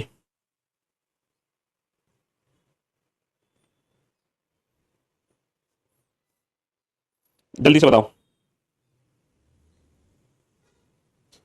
समझ आ गई दोनों पॉसिबिलिटी? बहुत बढ़िया। अब हम चलते हैं अगले पॉइंट पर। N is sitting second to the left of C. C के सेकंड लेफ्ट में एन है। Who is facing centre? C का फेस सेंटर की तरफ है, सी का फेस सेंटर की तरफ है। सी को मैं यहां बैठा सकता हूं, सी के सेकंड लेफ्ट में एन आ जाएगा। सी को मैं यहां नहीं बैठा सकता, सी के सेकंड लेफ्ट में एन नहीं आ सकता। सी को मैं यहां बैठा सकता हूं, यहां नहीं बैठा सकता, सी के सेकंड लेफ्ट में एन नहीं आ सकता। यहां 3 जगह सी को बैठा सकता हूं, C1 C2 C3। सी कहीं भी आ सकता है, पता नहीं हमें अभी। सी यहां नहीं आएगा, सी के सेकंड लेफ्ट में एन नहीं आएगा क्योंकि सी का फेस अंदर है। सी यहां आ सकता है, सी यहां आ सकता है, सी यहां नहीं आएगा क्योंकि सी के सेकंड लेफ्ट में एन नहीं आएगा। सी का फेस अंदर है तो सी का सेकंड लेफ्ट ये बनेगा ना, सी यहां आ सकता है, सी यहां नहीं आएगा, सी के सेकंड लेफ्ट में एन नहीं आएगा। तो फिर से सी 3 जगह आ सकता है, 1 2 3, 1 2 और 3, तो सी 3 जगह आ सकता है। बहुत बढ़िया। M is facing centre, M is sitting third to the right of B. M जो है वो बी के थर्ड राइट में है, देखो बी का थर्ड राइट, बी यहां है, बी का थर्ड राइट की तरह है। अगर बी का फेस बाहर है तो बेटा 1 2 3, बी के थर्ड राइट में एम यहां आएगा। अगर बी का फेस अंदर है तो बी का थर्ड राइट बेटा 1 2 3, लेकिन फिर बी के थर्ड राइट में, फिर बी के थर्ड राइट में गलती से भी एम नहीं आ सकता, फिर बी के थर्ड राइट में, तो यानी कि बी का फेस बाहर करना पड़ेगा, बी के थर्ड राइट में एम आ गया। और एम का फेस कहां है? M is facing the centre, M is facing the centre. देखो बी को, sorry sorry sorry sorry sorry sorry sorry sorry, B को हम और भी तो जगह बैठा सकते थे, एक तो बी यहां आ सकता है, मैंने बाकी पॉसिबिलिटी तो चेक ही नहीं करी बी की। अरे सॉरी सॉरी सॉरी, बी तो ऑलरेडी बैठा हुआ है, क्या कर दिया हमने, शिट, बी तो ऑलरेडी बैठा हुआ है। हाँ तो बी के थर्ड राइट में एम को बैठा दिया, बी ऑलरेडी बैठा था अपनी जगह, बी ऑलरेडी बैठा है। तो देखो बी का फेस में बाहर नहीं ले सकता क्योंकि बी के थर्ड राइट में एम नहीं आ सकता, यहाँ पे ऑलरेडी ए है। बी का फेस बाहर नहीं ले सकता, बी का फेस अंदर लेना पड़ेगा, बी का थर्ड राइट 1 2 3, तो यहाँ पे एम आ सकता है। सी हटा दो क्योंकि सी की तो पॉसिबिलिटी कई सारी है, तो बी का थर्ड राइट 1 2 3 एम आ गया। और एम का जो फेस है, एम का जो फेस है वो अंदर की तरफ है। क्वेश्चन में लिखा हुआ है M is facing the centre, question में लिखा हुआ है M is facing the centre. अभी तक मेरी दोनों संभावनाएं सही है। O is not an immediate neighbor of D. O D का immediate neighbor नहीं है, तो O को तो बहुत सारी जगह बैठा सकते हैं। O is not the immediate neighbor of D. N is sitting third to the left of O. N O के third left में है। Who is second to the right of L? O जो है L के second right में है। Who is facing opposite to the center? Okay, ये तो बहुत बड़ा पॉइंट है भाई साहब। और L का फेस सेंटर से बाहर है। N is sitting third to the left of O. O के third left में N है। Who is second to the right of L, जो एल के सेकंड राइट में है। N is sitting third to the left of O. देखो O को मैं यहां बैठा सकता हूं, बिल्कुल ओ के थर्ड लेफ्ट में आ सकता है, ओ बहुत सारी जगह आ सकता है, लेकिन एक और पॉइंट हमारे पास है, O is not opposite to B and N. O B के साथ नहीं है, ओ ना तो डी के साथ है ना ही बी के साथ। पहले तो मैं सी की संभावना हटाऊं यहां से, सी हमें कंफ्यूज कर रहा है, पहले तो मैं सी को हटा देता हूं, क्योंकि सी की तीन तीन पॉसिबिलिटी बनाने का मतलब क्या है, क्योंकि सी को तो हम बैठा नहीं पा रहे हैं, तो सी को हटा दो। अब देखो जो ओ है वो डी का इमीडिएट नेबर नहीं है और ओ बी का भी इमीडिएट नेबर नहीं है, तो ओ ना तो यहां आ सकता ना यहां आ सकता ना यहां आ सकता। ओ की दो संभावनाएं हैं, ओ को ऐसी जगह बैठाना है ताकि उसके थर्ड लेफ्ट पे एन आ जाए। अगर मैं ओ को यहां बैठाऊं तो उसका जो थर्ड लेफ्ट है वो किधर बनेगा, 1 2 3, यहां पे एन नहीं आ सकता। ओ का थर्ड लेफ्ट किधर बनेगा, 1 2 3, यहां पे एन आ सकता है, बिल्कुल। लेकिन है ना, लेकिन अच्छा ओ को, ओ बी का immediate neighbour, O is not opposite to B है, शिट यार, ओ डी का इमीडिएट नेबर नहीं है और ओ जो है बी के सामने नहीं है, तो ओ की ये दो संभावनाएं बचती है, ये वाली दो संभावनाएं, ठीक है। ओ की ये दो संभावनाएं बचती हैं, इन दोनों में से कहीं भी ओ आ सकता है। O is second to the right of L, O L के सेकंड राइट पे और एल का फेस सेंटर से बाहर है। ओ एल के सेकंड राइट पे, अगर मैं ओ को यहां बैठाता हूं तो क्या ये एल के सेकंड राइट पे आ सकता है, बिल्कुल सर, एल को यहां बैठा देंगे, एल के सेकंड राइट पे ओ आ जाएगा। अगर मैं ओ को यहां बैठाता हूं तो क्या ये कभी एल के सेकंड राइट पे आ सकता है, सर अगर मैं ओ को यहां बैठाता हूं तो ये कभी भी एल के सेकंड राइट पे नहीं आ पाएगा, क्योंकि एल को मुझे यहां बैठाना पड़ेगा और एल का फेस बाहर है तो एल के सेकंड राइट पे कभी भी ओ नहीं आ सकता। इसका मतलब कुल मिलाकर जो ओ है वो यहां भी नहीं आ सकता। तो ओ ना तो बी के सामने है, ओ ना डी का इमीडिएट नेबर है ना, ओ यहां भी नहीं आएगा क्योंकि ओ को एल के सेकंड राइट पे आना है, तो डेफिनेटली ओ यहां है और इसको एल के सेकंड राइट पे आना है जिसका फेस बाहर है तो ये एल है जिसका फेस बाहर है। और ओ के थर्ड लेफ्ट पे कौन है, एन। इसका थर्ड लेफ्ट बेटा 1 2 3 इधर नहीं बन सकता, 1 2 3 इधर ही बनेगा, और अगर ये ओ का लेफ्ट है तो ओ का फेस अंदर में होगा, तभी ओ के थर्ड लेफ्ट पे एन आएगा। बहुत बढ़िया। ओ डी के साथ नहीं आएगा, ओ जो है वो बी के सामने नहीं आएगा। ओ को मैं यहां नहीं बैठा सकता क्योंकि फिर ये एल के सेकंड राइट में नहीं आएगा, एल को यहां बैठाना पड़ेगा और ये एल का सेकंड लेफ्ट हो जाएगा, तो डेफिनेटली ओ यहां भी नहीं आएगा, तो ओ फाइनली यहीं आएगा, इसके अलावा कहीं नहीं आ सकता। ओ को ऐसी जगह बैठाओ ताकि वो एल के सेकंड राइट पे आ सके जिसका फेस सेंटर से बाहर हो। अब बेटा एल को मैं कहां बैठाऊंगा, यहां बैठाऊंगा जिसका फेस सेंटर से बाहर है, एल के सेकंड राइट पे ओ आ गया। अब ओ के थर्ड लेफ्ट पे, इसका थर्ड लेफ्ट इधर तो बनेगा नहीं, इसका थर्ड लेफ्ट यहां बनेगा, और अगर ये ओ का लेफ्ट है, अगर ये ओ का लेफ्ट है तो ओ का फेस अंदर की तरफ होगा। तो ओ एन और एल इन तीनों को हमें एक साथ बैठाना पड़ेगा, ओ एन और एल को, ओ एन एल को हमें तीनों को एक साथ बैठाना पड़ेगा, ओ एन और एल को। बचा कौन बेटा, ए बी, कौन बचा, सी बचा, सी, तो सी यहां आ जाएगा, सी यहां आ जाएगा। अच्छा सी से रिलेटेड इंफॉर्मेशन क्या थी, N is sitting second to the left of C, C के सेकंड लेफ्ट में एन है, सी के सेकंड लेफ्ट में एन है तो सी का फेस अंदर होगा, समझ लो, सी के सेकंड लेफ्ट में एन है तो सी का फेस अंदर होगा। O N is sitting second to the left of C, who is facing the centre. हो गया क्वेश्चन सॉल्व है। Immediate neighbours of B faces opposite direction, जो बी के इमीडिएट नेबर है इनका फेस अपोजिट है, एक का फेस अंदर तो दूसरे का फेस बाहर, जो बी के इमीडिएट नेबर है इनका फेस एक दूसरे की विपरीत दिशा में है। बेटा ये वाली अरेंजमेंट गलत हो चुकी है, पूछो क्यों, क्योंकि 1 2 3 4 लोगों का फेस अंदर हो गया, जबकि सिर्फ और सिर्फ 3 लोगों का फेस ही अंदर है। देयर आर, है ना, 3 of them are facing the centre, केवल 3 लोगों का फेस सेंटर में है, ना कि 4। तो 1 2, कौन से 3 लोग हैं वो जिनका फेस सेंटर में, कोई पॉइंट यहाँ पे छूट रहा है, जल्दी से एक बार क्वेश्चन दोबारा से पढ़ लेना। 2 person are sitting between D and A, D और ए के बीच में 2 लोग हैं, and 2 person are sitting between B and A, B और ए के बीच में 2 लोग हैं। N is sitting second to the left of C, C के सेकंड लेफ्ट में एन है, who is facing the centre, C का फेस सेंटर में है, M is facing centre, M is facing centre, M is facing centre, M is facing centre, M का face centre में है। चलिए तो इन 3 लोगों का फेस सेंटर में हो गया, बाकी सबका फेस सेंटर से बाहर हो जाएगा, और ये अरेंजमेंट हमारी कंप्लीट हो गई, और ये अरेंजमेंट हमारी, तो मुझे लगता है आज के लिए सिर्फ इतना ही काफी है। अब जब आप कल मुलाकात करोगे मुझसे तो आज की क्लास में जो मैंने क्वेश्चन कराए हैं, आप हर क्वेश्चन को कम से कम 4 बार सॉल्व करना, इस क्वेश्चन को कम से कम 4 बार सॉल्व करना, इस क्वेश्चन को कम से कम 4 बार सॉल्व करना, इस क्वेश्चन को कम से कम 4 बार सॉल्व करना, और इस क्वेश्चन को कम से कम 4 बार सॉल्व करना। अगर आप इन क्वेश्चन को 4 बार सॉल्व कर लेते हो, 4 बार 4 बार 4 बार 4 बार, यानी कि टोटल 16 अरेंजमेंट बना लेते हो, तभी आप कल की क्लास अटेंड करना, वरना कल की क्लास अटेंड मत करना, वरना कल की क्लास अटेंड करने का कोई फायदा नहीं होगा आपका, है ना। हाँ जी, immediate neighbour of B facing opposite direction, B के जो इमीडिएट नेबर है दोनों का फेस एक दूसरे के विपरीत है, एक का फेस अंदर तो एक का फेस बाहर। चलिए लव